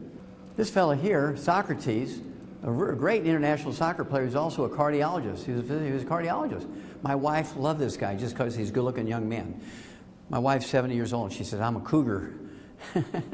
So she thought this cute guy, you know, she thought he's just so cute. And I said, but honey, he's dead. Because he only drank water. I'm going to show you my favorite obituary. My favorite obituary is George Francis. Died at 112. He was the oldest man in America in December of 2008. He's an illiterate black fella from the swamps, Louisiana, so you already know where I'm going. Never went to kindergarten. As his daughter reading the newspaper to him, couldn't read. Never had a job where he got a paycheck with deductions in it. And so he never had any Social Security, never had any Medicare and Medicaid, never went to a doctor, using grandma's herbs, used wood for fuel, had a still, drank a lot of White Lightning, rolled his own cigarettes, that kind of stuff. Ate crawdads and, you know, fried catfish and sweet potatoes and onions, ate peppers like the Creoles. And he dies at 112 as the oldest man in America. Now, these guys who did this obituary are very smart. They said he lived through 19 U.S. presidents whose average lifespan is 75. Average lifespan of the U.S. president is 75 when you take out Jack Kennedy, assassinated 40-something, right? And they have at least one university degree. Unless they're a lawyer, they have two. They're cared for by medical doctors who have at least one university. Well, they actually have two university degrees, an undergraduate degree and a medical degree. And then if they're a specialist like me, they have 3, 4 degrees. Okay? And the average lifespan of the medical doctors, by their own statistics, who care for these presidents is 56, exactly half of George's age. So I want to know what George knew, right? So when he died, these authors asked his daughter, what did your daddy do to live to be 112? And she said he broke all the rules of healthy eating. Well, who came up with the rules of healthy eating? Medical doctors who lived to be 56. Says he broke all the rules of healthy eating with a diet heavy on dairy, eggs, and large sandwiches, nothing but cholesterol and saturated fat. Hooah! Now, we laugh at that, but there's a message here. There's a message here. It's part of that book, Immortality. When you see what these people eat, you blow your mind. Just the opposite of what doctors say is good for you. And so, why did he live to be 112 eating eggs, dairy, and large sandwiches? Because cholesterol and saturated fat is not bad. Remember I told you everything doctors told you about health is wrong? And you're going to see why in a minute. You're going to be angry at the medical group. Okay. This gal here, Credella Evans, the little black lady, came to us, and this is Bob and Judy Bell, some of our distributors in Crockett, Texas, just outside of Houston.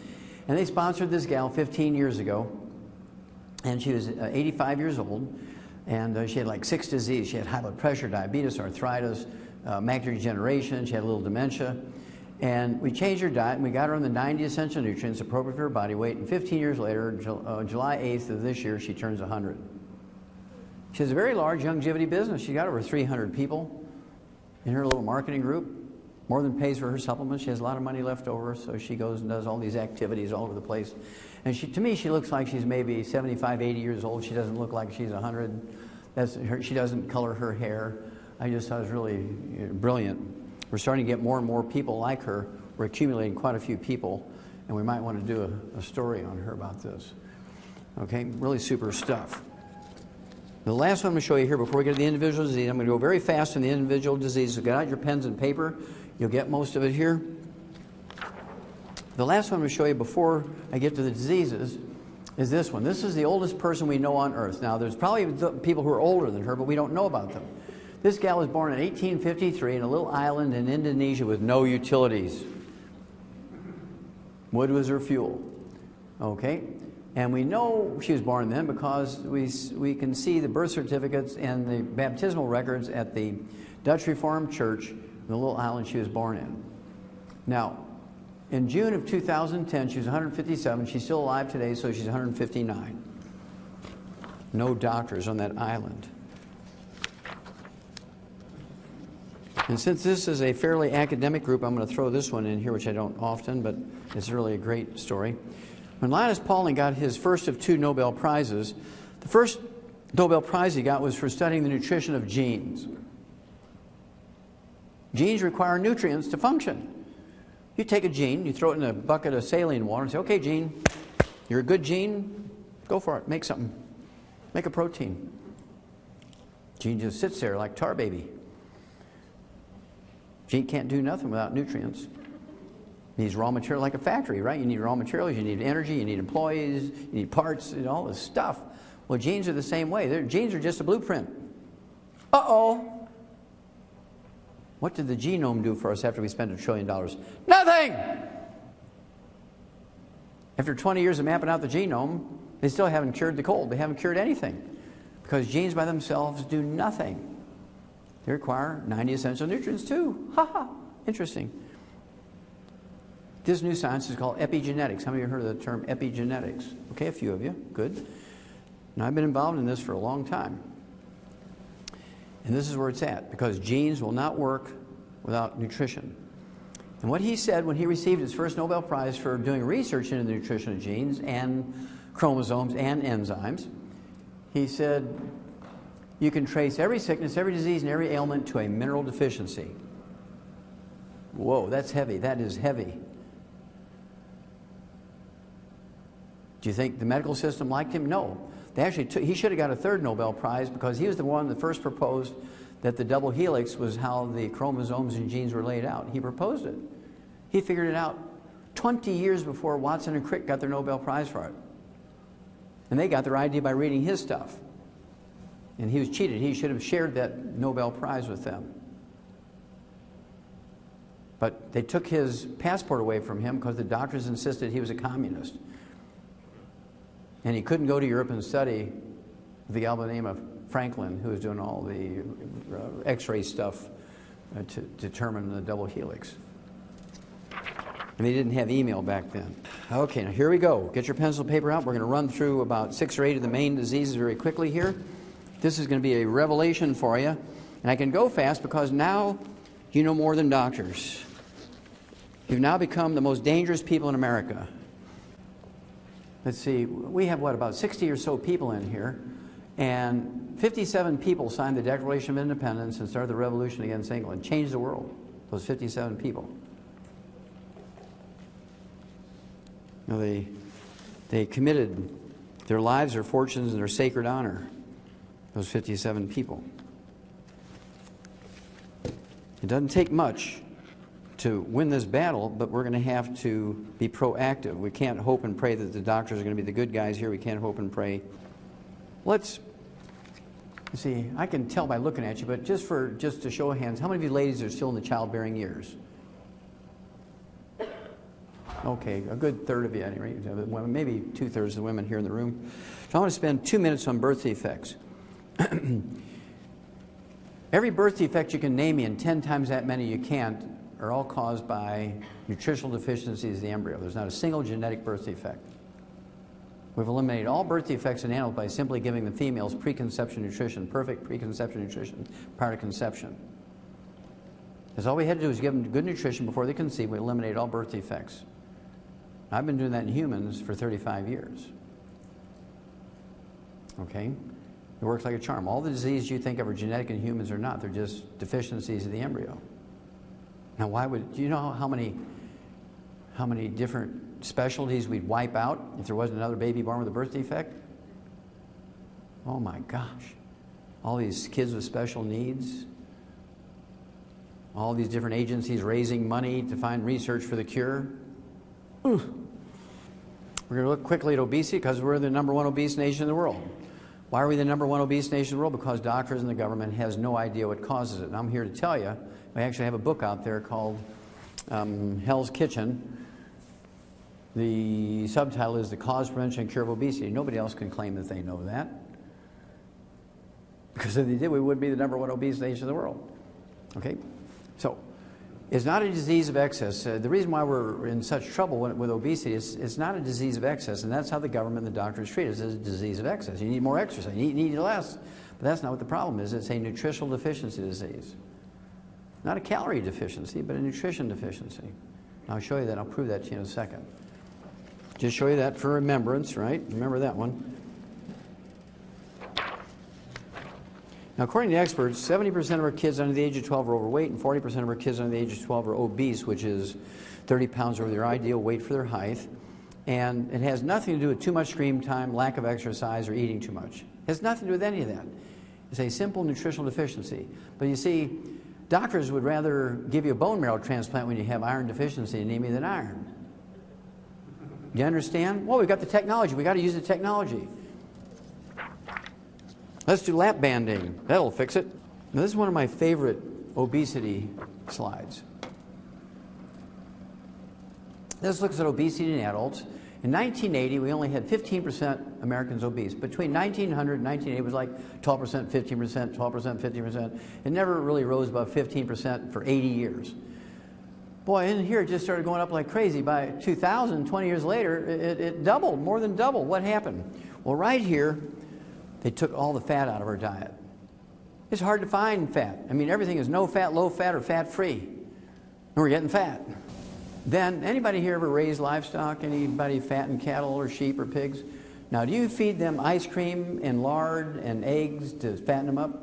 Do you feed them whole grains to fatten them up classically? And the answer is yes. You feed them whole grains. 99% of farmers feed their cattle and pigs and sheep and chickens whole grains to fatten them up. Now wait a minute, didn't they tell you to eat whole grains? Let's have a look at that. Now you see, this is what you're getting following the doctor's instructions. No fat and eating whole grains. Exercising. Now if the doctors were correct, the chart should look like that. If the government was correct, the chart should look like that. But following their directions for 20 plus 12 years is 32 years. Houston, we have a problem here. Now, one of my favorite obesity slides is that of Rosalie Bradford. She had 2 Guinness World Book of Records for obesity. Number 1, she's the heaviest woman ever officially weighed by the Guinness World Book of Records. She weighed 1,242 pounds. 1,242 pounds. You went on 2 dates with Rosalie, you had a ton of fun. Do the math.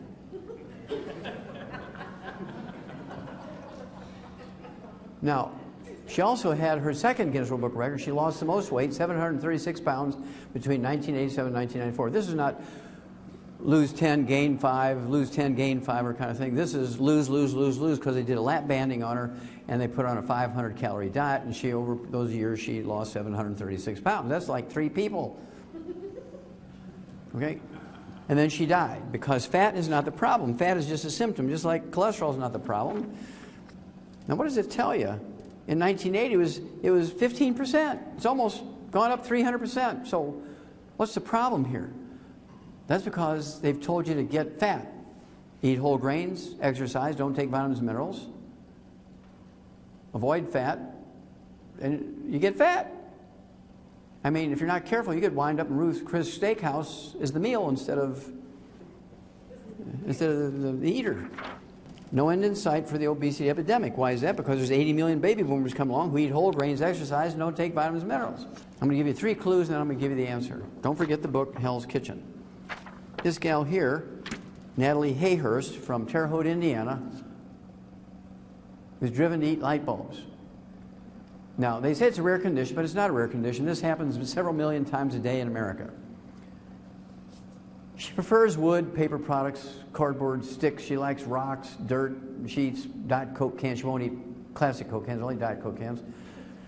She's eaten little magnets out of shower curtains. She loves plastic bottles and toys. I think that's why McDonald's took the toy out of the Happy Meal. So what is this condition? Well, you can call it pica, the munchies. You can call it, you know, that kind of stuff. But she has that condition because she's minerally deficient. Pregnant women get the same thing. They eat weird stuff. I mean, pregnant women are classic for eating weird stuff. You know, back when your grandmother was out living out in the rural areas, she had pregnancy, she'd go out and eat dirt. Fortunately, there's no calories in dirt, right? How many ladies heard your grandma used to eat dirt when she was pregnant? Yeah, I mean, grandmas used to do that. We live in the 17th floor of an apartment building now in the inner city where there's no trees even. You start eating the Tootsie Rolls out of the kitty litter box because you're hungry for weird stuff when you're minerally deficient. If you own a cat with a kitty litter box, you know what I'm talking about. So I want you to get the book, Hell's Kitchen, because that's going to give you the details of when and how, and gives you the whole story of the electricity and how it made us fat. Loyola School of Medicine, Chicago. Oh, that's the Russian version again. Exercise won't cure obesity, because when you're exercising, you're sweating, you're replacing your sweat with water, you're sweating out of your minerals, and guess what? You get hungrier. If you're skinny, you stay skinny. If you're fat, you get fatter when you exercise. As a result, when they looked at that data, everybody agreed that they were correct. So as a cover article in August of 2009, 8 months later, the myth about exercise, it won't make you lose weight. Anybody here ever raise horses or work with horses? Raise your hand. Okay, what do you call when a horse chews on the fence? Cribbing, very good. And how do you get rid of cribbing in a horse? You can shoot him in the head, that'll stop it, but I mean, what else can you do to get a horse to stop cribbing? What? Yeah, you give them a trace mineral salt block, or you give them bone meal or some minerals, and they'll stop within 3 to 5 days, they'll stop chewing on the fence.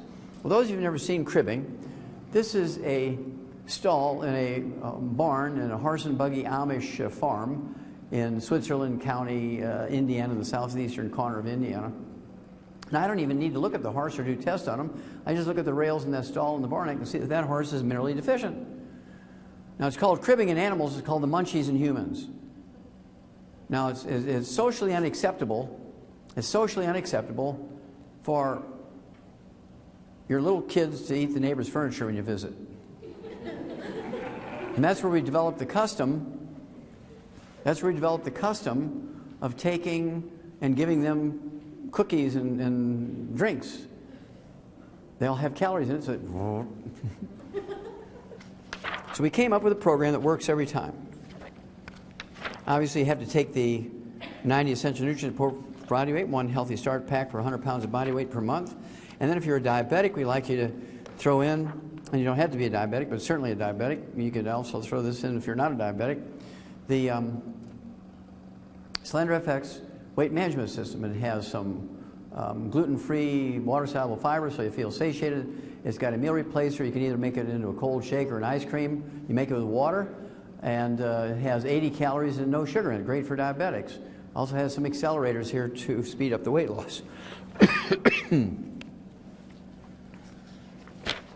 But the real secret sauce for weight loss is this one.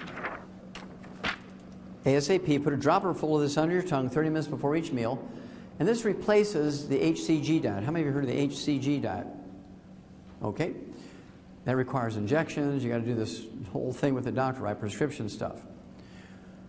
Well, this is the raw material for your body to make your own HCG.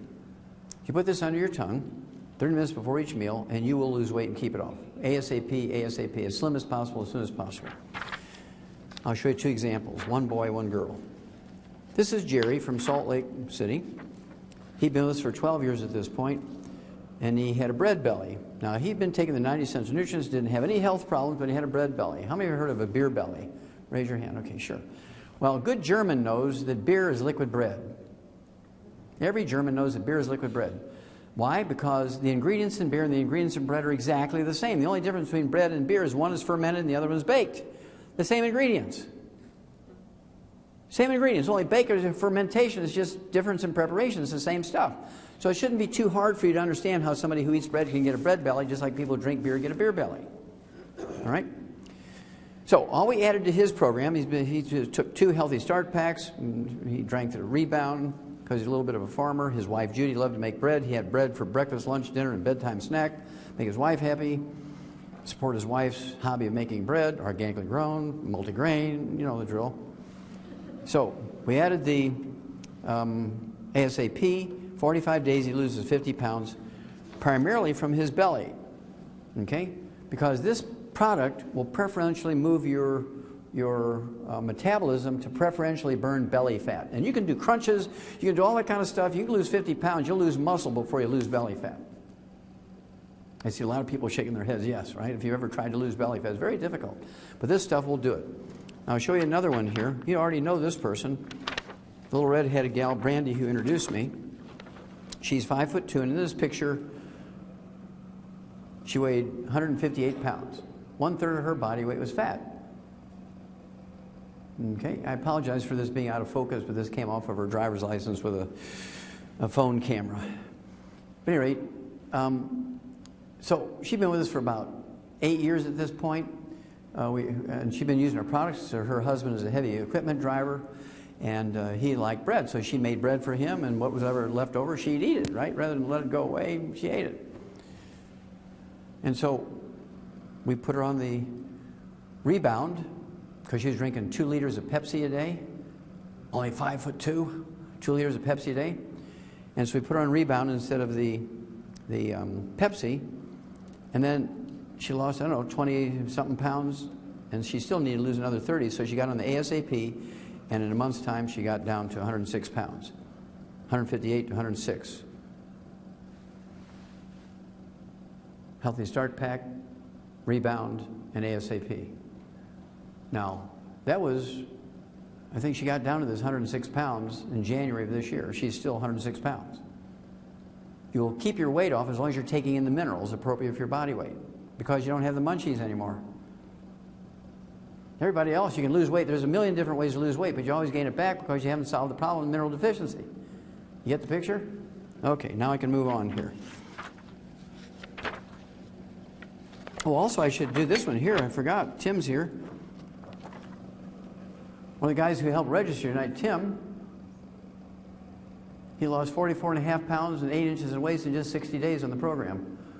He's been with us for a while, but the ASAP, and he's been able to keep it off. And he was telling me he was hiking up in the mountains, and because he lost that 45 pounds, he did pretty good.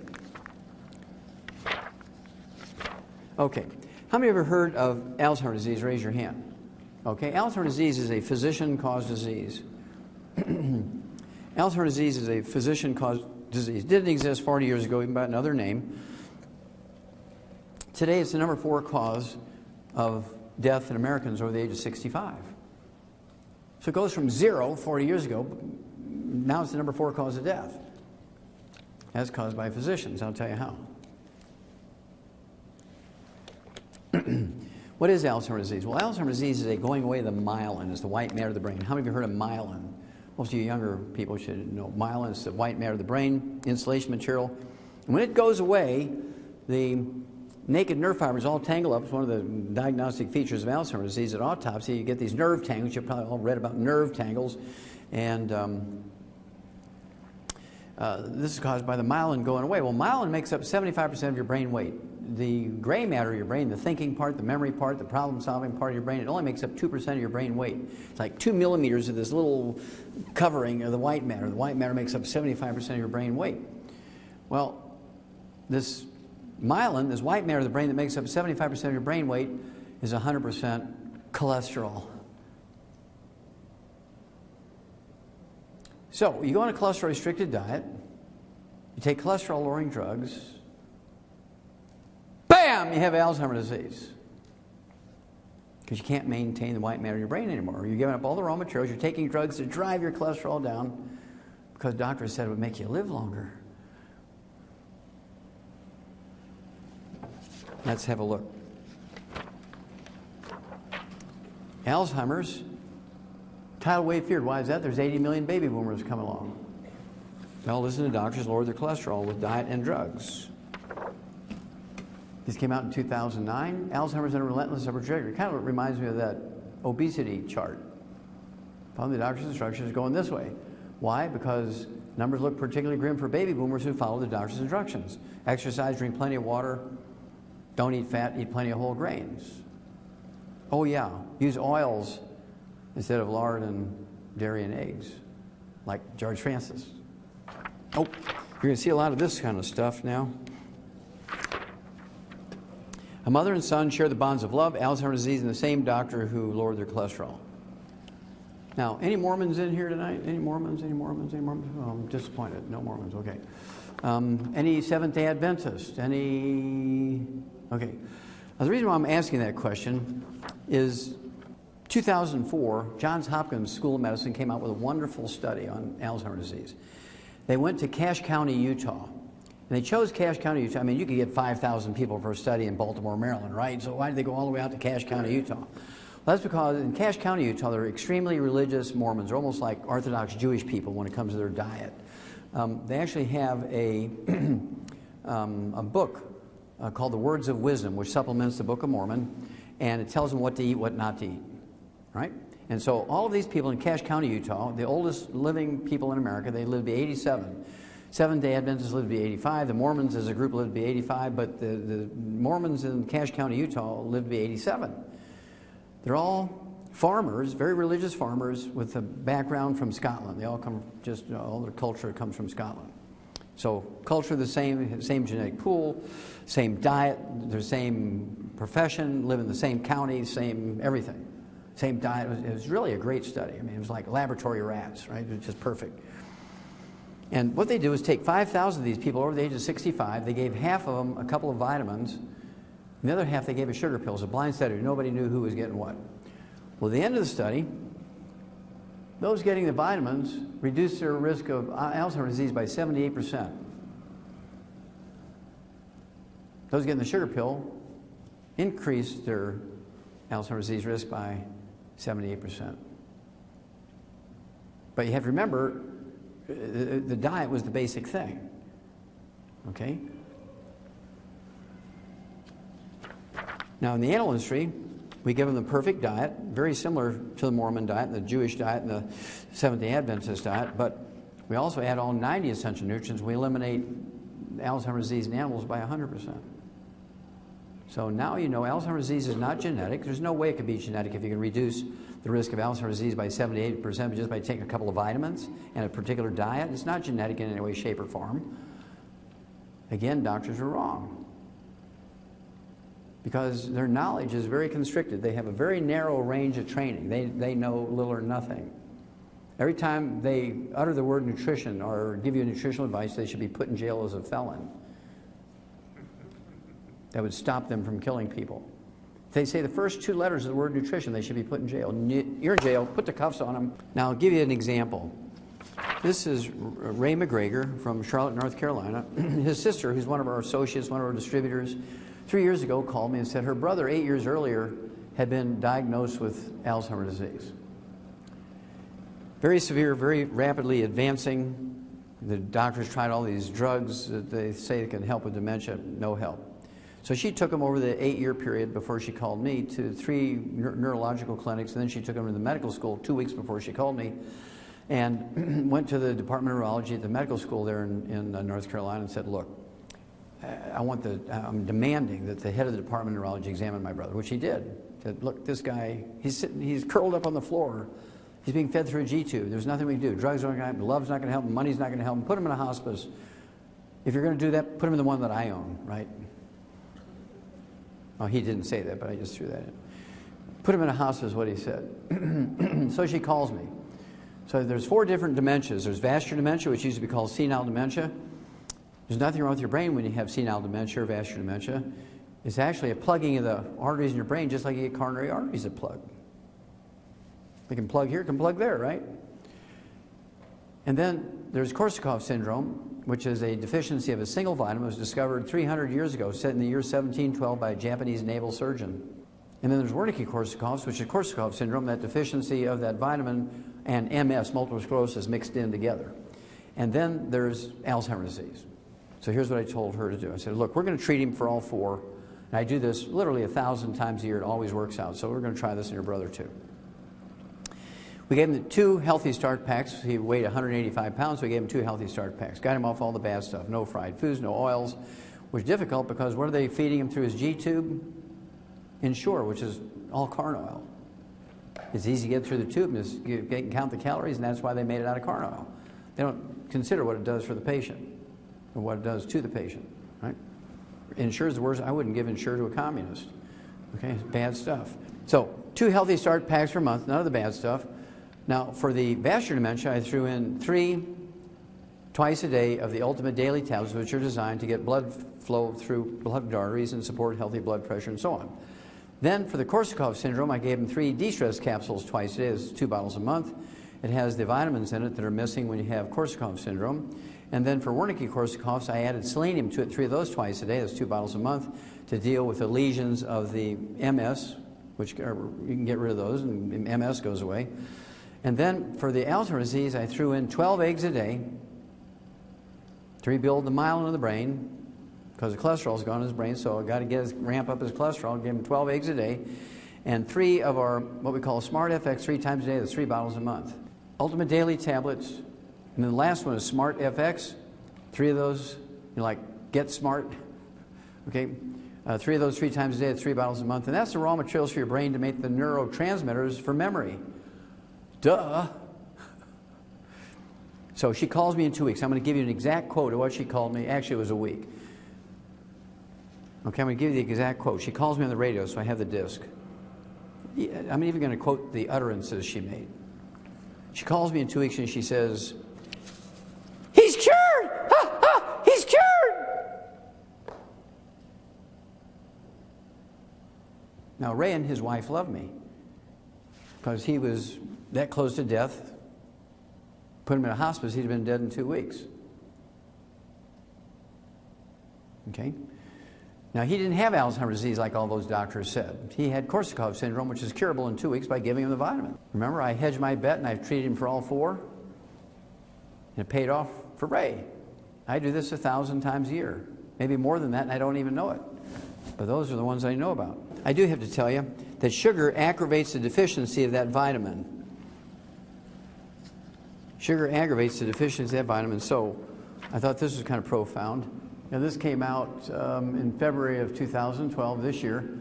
High calories from sugar linked to mild memory loss in elderly.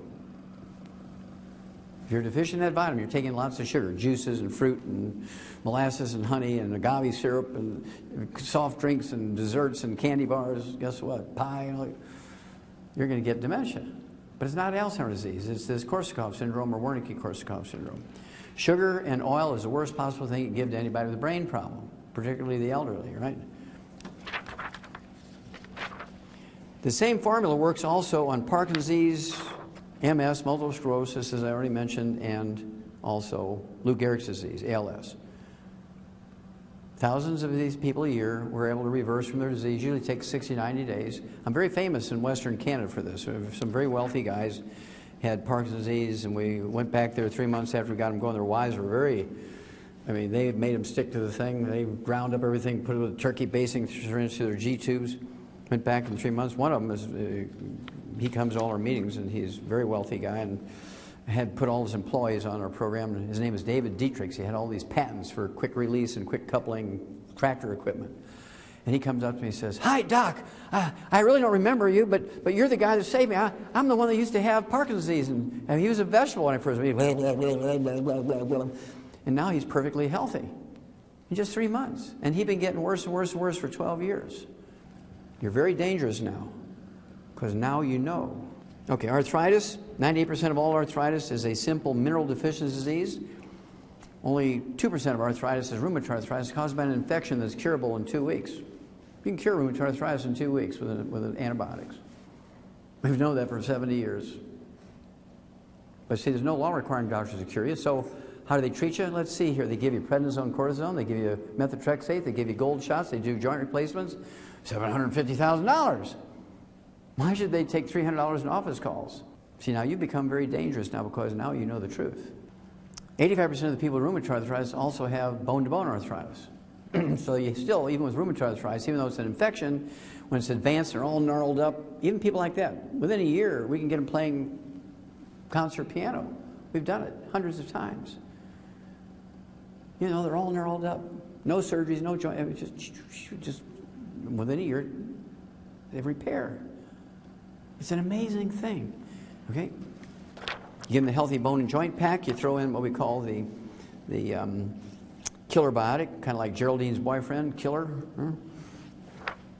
Some of you may recognize this fellow, Andy Young, from the old civil rights movement. This is 1991. I was a little porkier back then. Shed about 60 pounds since then. But Andy was scheduled to get a double knee replacement because he had bone-to-bone arthritis, 1991. Athletes told him about me, so he called me and said, "Can you help me?" I said, "Yeah," and he canceled his double knee replacement surgeries. And that was 21 years ago. He's never had to have any joint surgery, and he's perfectly healthy now in his 80s. He can outrun an 18-year-old and swims 5 miles a day. He's been on my program for 21 years. The coming epidemic of arthritis. Why is there a coming epidemic of arthritis? That's because there's 80 million baby boomers all who listen to the doctors. Exercise is good for you. Drink plenty of water. Do not take any vitamins, minerals. You can overdose. Now, do you think they did that just because they were stupid? Or because they were protecting their trophy wife's lifestyle? This came out in September 2012. Soaring knee surgeries put a strain on costs. Why is that? Because there's 80 million baby boomers come along. And they all want knee surgeries because the doctors and insurance pay for it. Why would I want to pay $4 a day to rebuild my knee when insurance pays for surgery? Because when you do surgery on your right knee, what does that do for the other 71 joints in your body? Nothing! You take the healthy bone and joint pack, it supports and promotes maintenance and repair of all of them. Well, I better ask my doctor. I get that a lot. I better ask my doctor. You better hurry. He's 75 years and 11 and a half months old. He's only got 2 weeks left. Do not take those drugs, bisphosphates, Fosamax, and Boniva. They only reduce the rate of loss of brittle old bone. They do not build new bone, as doctors told you. That's why it's now 1-800-BAD-DRUG. Harvard Medical School, New England Journal of Medicine, 10 years ago, 2002. New England Journal of Medicine, they did a meta-study on 300,000 people that had joint replacement surgeries, knees, hips, shoulders. The reporters just use knee surgery because everybody knows about knee surgery. Knee surgery, a.k.a. all joint surgeries for arthritis, are worthless. That's Harvard Medical School and the New England Journal of Medicine 10 years ago. But you go to any orthopedic surgeon and say, "Oh, I've got bone-to-bone arthritis, both knees, and all these other doctors want to do joint replacements." Well, I'll do a better job and give you a 10% discount. Do any of them say, "Hey, let's try the healthy bone and joint pack for 90 days here? Then we'll decide about surgery"? No, no, no, no. So what I want you to do is give Youngevity, give me 90 days. Do the healthy bone and joint pack. If you have any joint problems, I have to tell you, I'm 73 years old. I've been doing this for 64 years. I started when I was 9. I started taking, not the healthy bone and joint pack the way it is, but the 90 essential nutrients twice a day since I was 9 years old. Read the book, Dead Doctors Don't Lie. It tells you the story of how I figured it out when I was 9. I figured I had a little help, right? No 9-year-old was going to figure it out then, so I must have had some help. But think about it. I haven't been sick one day in 64 years. People know me for a long time. I've never been sick in 64 years. I've never been on a prescription medication, never.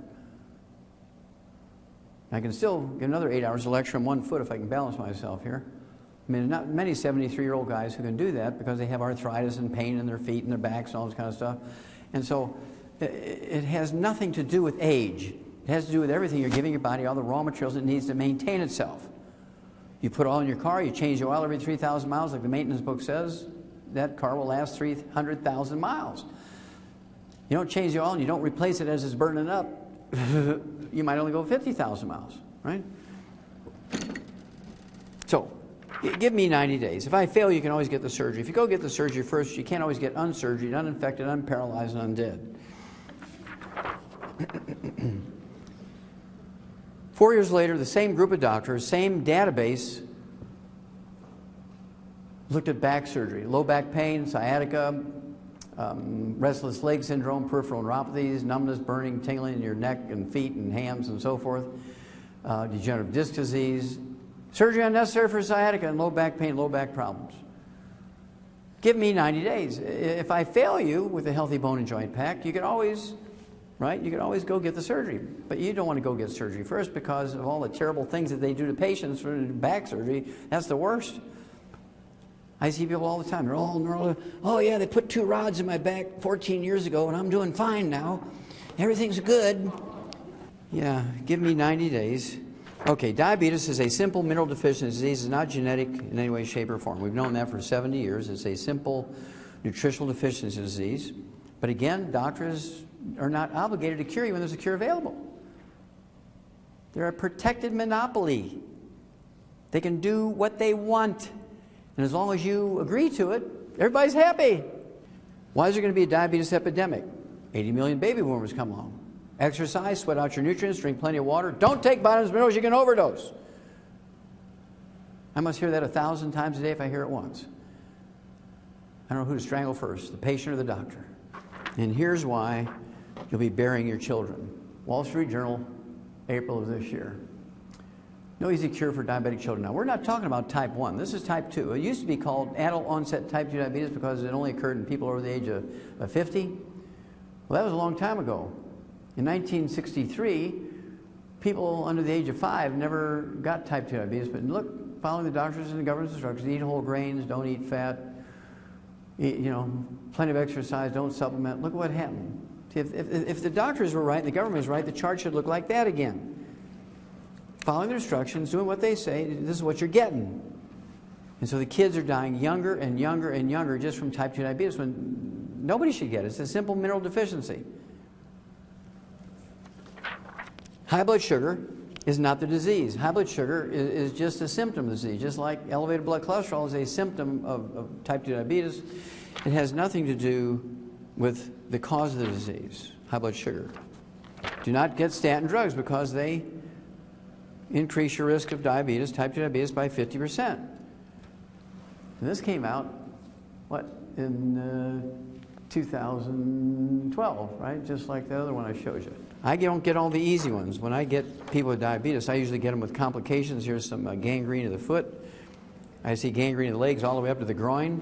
And a good endocrinologist, he loves this. I mean, the toes are crystallizing. There's not much healthy flesh left. So they'll cut the foot off right there at the arch. If it goes up the leg, they'll cut the leg off in the middle of the thigh or up at the groin.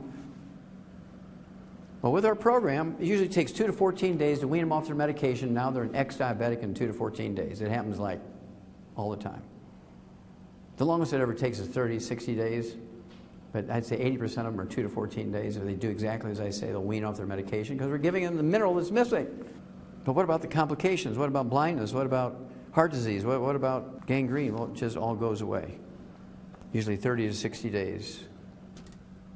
We do have to have one thing for gangrene. It's called the Ultimate Daily Tablets, just like for vascular dementia and coronary artery disease. For this, I would also add, in addition to the Healthy Blood Sugar Pack, which is the Healthy Starter Pack, and the Sweeties, appropriate for body weight.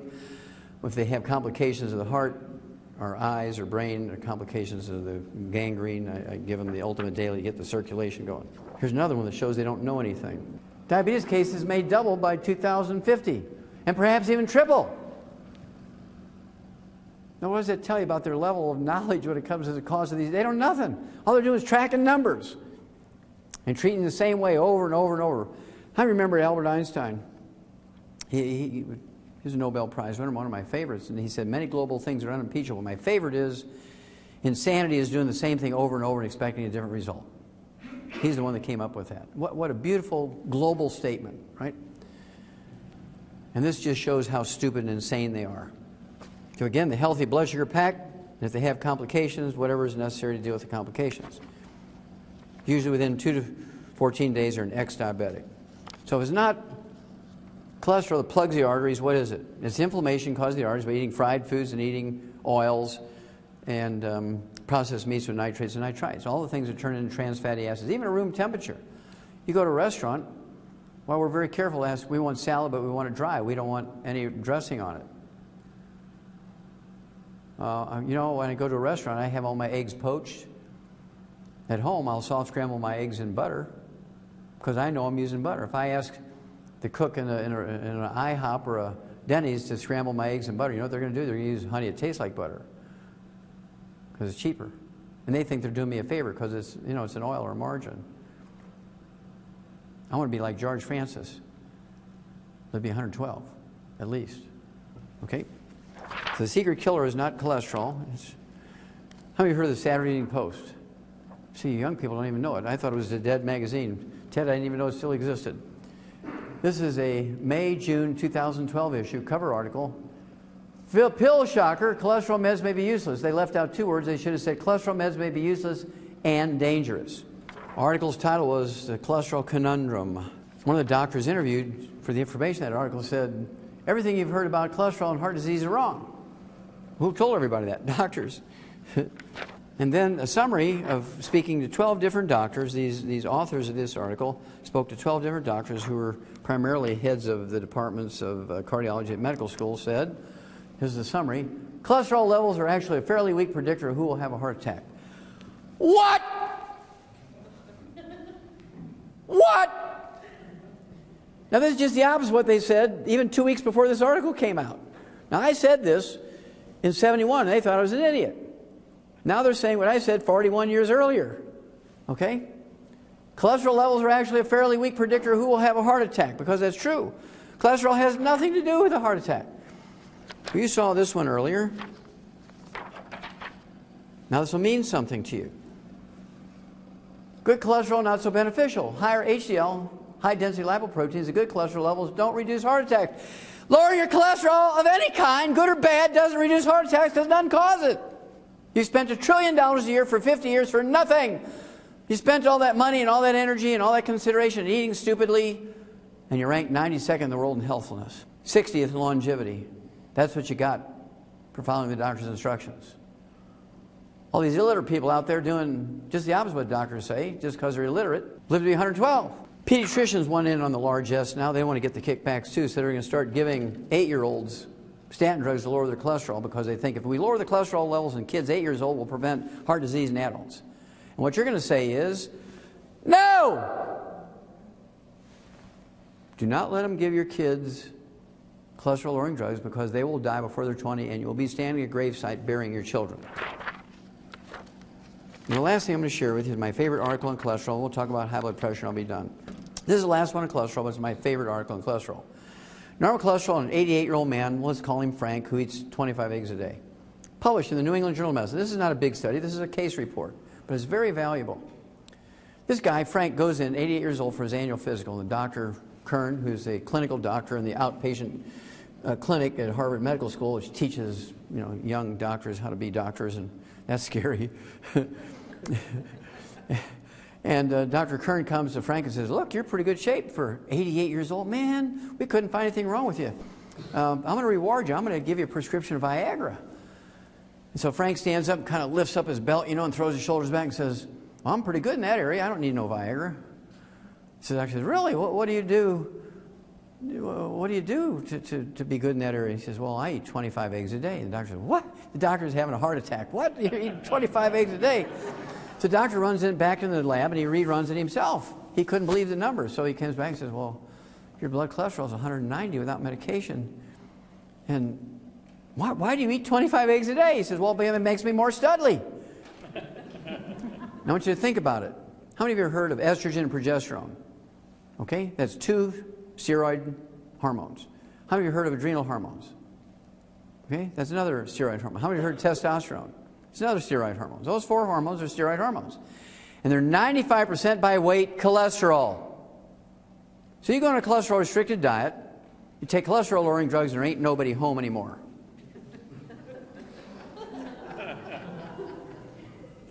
Okay? You have erectile dysfunction. That's why they have so many ads on TV after 10 o'clock at night. There's Bob selling Enzyte.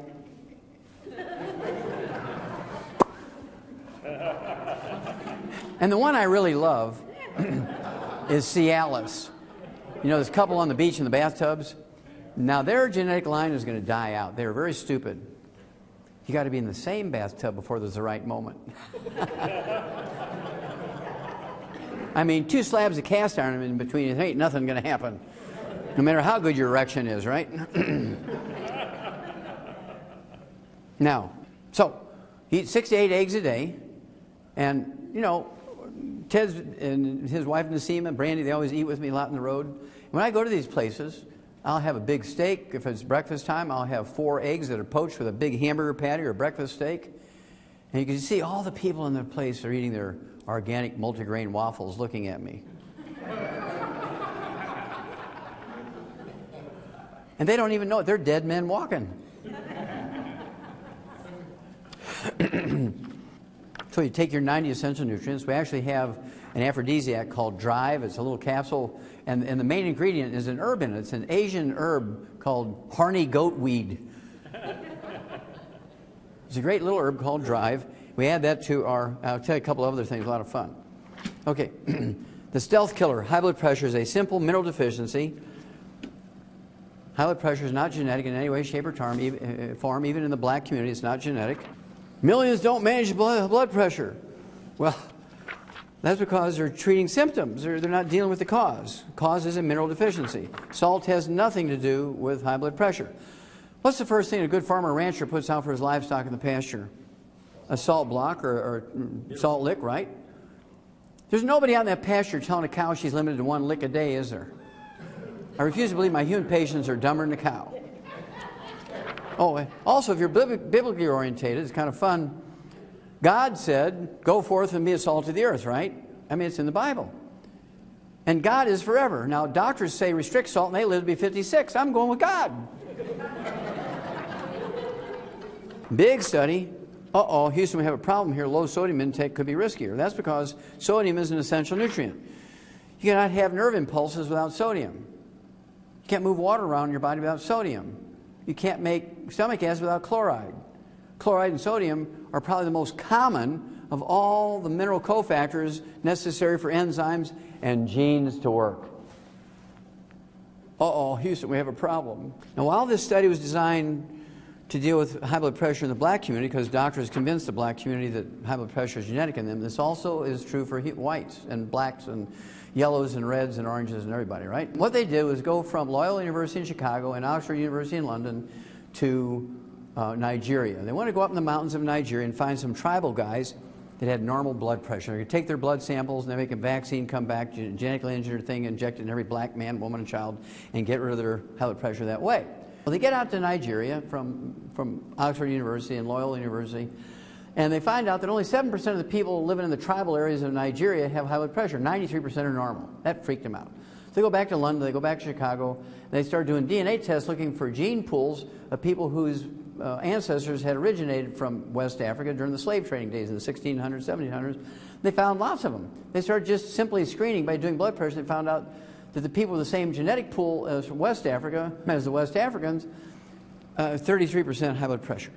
So you know immediately it's not genetic because your position on Earth doesn't dictate or change how a genetic disease will manifest itself. If you have a genetic disease here, you know, in Minneapolis, you're going to have it in London, you're going to have it in Cape Town, South Africa, you're going to have it in Auckland, New Zealand. It doesn't matter where you're on Earth, the genetic disease can be the same. So when there's a 5 times difference here between where you live, you know it's not genetic. Well, they didn't like that. So they gathered up more blood samples from Nigeria, more blood samples from all over the world, from people who had originated from Nigeria, their ancestors, during the slave trading days. And they got in the geneticists, and they got in the cardiologists, and the blood pressure people, and all this stuff, and they studied for 6 years. And in 2005, January 2005, they came out with the final results of the study. Remember, doctors want you to believe that it's genetic. This was published in the British Medical Journal, which is their version of the Journal of the American Medical Association, very well respected around the world. And here's what they said. Hold on to your hats. High blood pressure in blacks, not genetic. High blood pressure in white's not genetic. High blood pressure in yellow's not genetic. High blood pressure in red's not genetic. It's not genetic in anybody. It's a simple mineral deficiency disease. Now, how many of you in this room, particularly the black individuals in this room, how many of you had your doctor send you an email in 2005 saying, Praise God! We just learned that high blood pressure in black's not genetic. You just take the Healthy Start Pack and the Ultimate Daily Tablets, blood pressure goes away in a couple of weeks. Hallelujah! Anybody get that? I speak to black churches all the time. They've never heard of that. You know how many black men have died in the last 7 years because they didn't get the information? Over 100,000 from a high blood pressure stroke. Somebody needs to go to jail. But they won't because they're a protected monopoly. So how do we deal with this? We tell people ourselves. We share this information and get people to do things for themselves. They won't need doctors. And here comes the fun part. In August of 2003, in the Journal of the American Medical Association of all things, JAMA, the Journal of the American Medical Association, in August of 2003, there was a big article in there about an herb that lowers blood pressure. It has flavonols in it. It's called dark chocolate. Not milk chocolate, not Hershey's bars, but dark chocolate has a substance in it called flavonols, which lowers blood pressure. Now, it doesn't solve the problem of the mineral deficiency, but it will act like a plant medicine. Herbs are plant medicines. It'll lower your blood pressure so you don't have a stroke until you're taking enough minerals for you to eliminate it permanently, right? But I just keep taking it because I like it. My blood pressure, I'm 73 years old. My blood pressure is 121 over 71. My pulse is 43. It does spike when I get angry. It'll spike up to 45 when I get angry. When I was wrestling for the University of Missouri, my wrestling pulse was 38, and the doctors were always freaking out, but I could always outrun them, outwhip them, and all this, that, and the other, right? And in addition, dark chocolate has another substance. It's a fun substance called PEAs, phenylethylamines. How many of you have heard of phenylethylamines? Okay, this is the reason why we give chocolate on Valentine's Day, is the phenylethylamines. Now, the Spanish, they didn't know the name of the chemical, but they knew there was something special about dark chocolate. So in 1523, they took it to Europe and started giving it away on Valentine's Day. The whole purpose of dark chocolate was to seduce the woman with dark chocolate. PEAs, phenylethylamines, are the love chemical. They're an aphrodisiac, right? It's really great stuff, but it's got to be dark chocolate. So, in that year, 2003, we came out with a product called Youngevity. And Youngevity has flavonols in it, will lower your blood pressure, but it's also loaded with PEAs. It always works, guys. So, when Valentine's comes up, and it's coming up in a couple of months, don't give chocolates, give Youngevity and reap the awards. Reap the rewards. Okay. If you like pieces of chocolate rather than the liquids, I like the liquid. I add it to my coffee. We own a coffee company called Java Fit, and it made us publicly traded. One of the things we do, if you, I don't take anything from the company, even though I started the company. I don't take anything from it. I give it all back to you guys. You know, if you help other people, the more people you help, the bigger your check gets. This gets good. Okay. Anyway, triple treat chocolate. Triple treat chocolate. Triple treat chocolate. Why is it called triple treat? Because it lowers blood pressure. It has probiotics in it, which gives you good digestive stuff and gives you the best sex life you ever had. Triple treat, right? Because it has flavonols in it to lower blood pressure, but it also has PEAs in it, phenylethylamines. Good stuff. Now, two of these chocolates gives you 33,000 antioxidant points, 33,000 ORAC points, which is right in the halfway mark between 20,000 and 50,000 these top 20 longevity people. Lower blood pressure, 33,000 ORAC points, and PEAs. I mean, how good does that get? And we also have another one called Triple Truffle. In addition, it has 500 milligrams of usable calcium per piece, which is the size of a pat of butter, and 1,000 international units of vitamin D3. So if you take 3 of those, you're getting 1,500 milligrams of usable calcium and 3,000 international units of vitamin D3, which is the minimum daily requirement for vitamin D3. Now, this is not a standalone product, obviously. You add that to the 90 essential nutrients and whatever else you got going.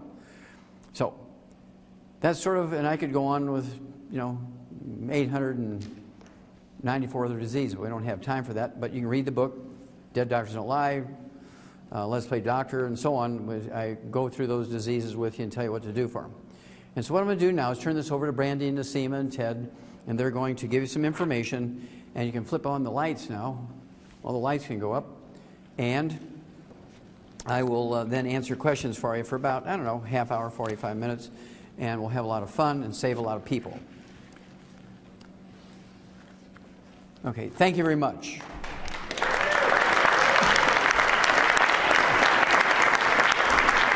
Hooah!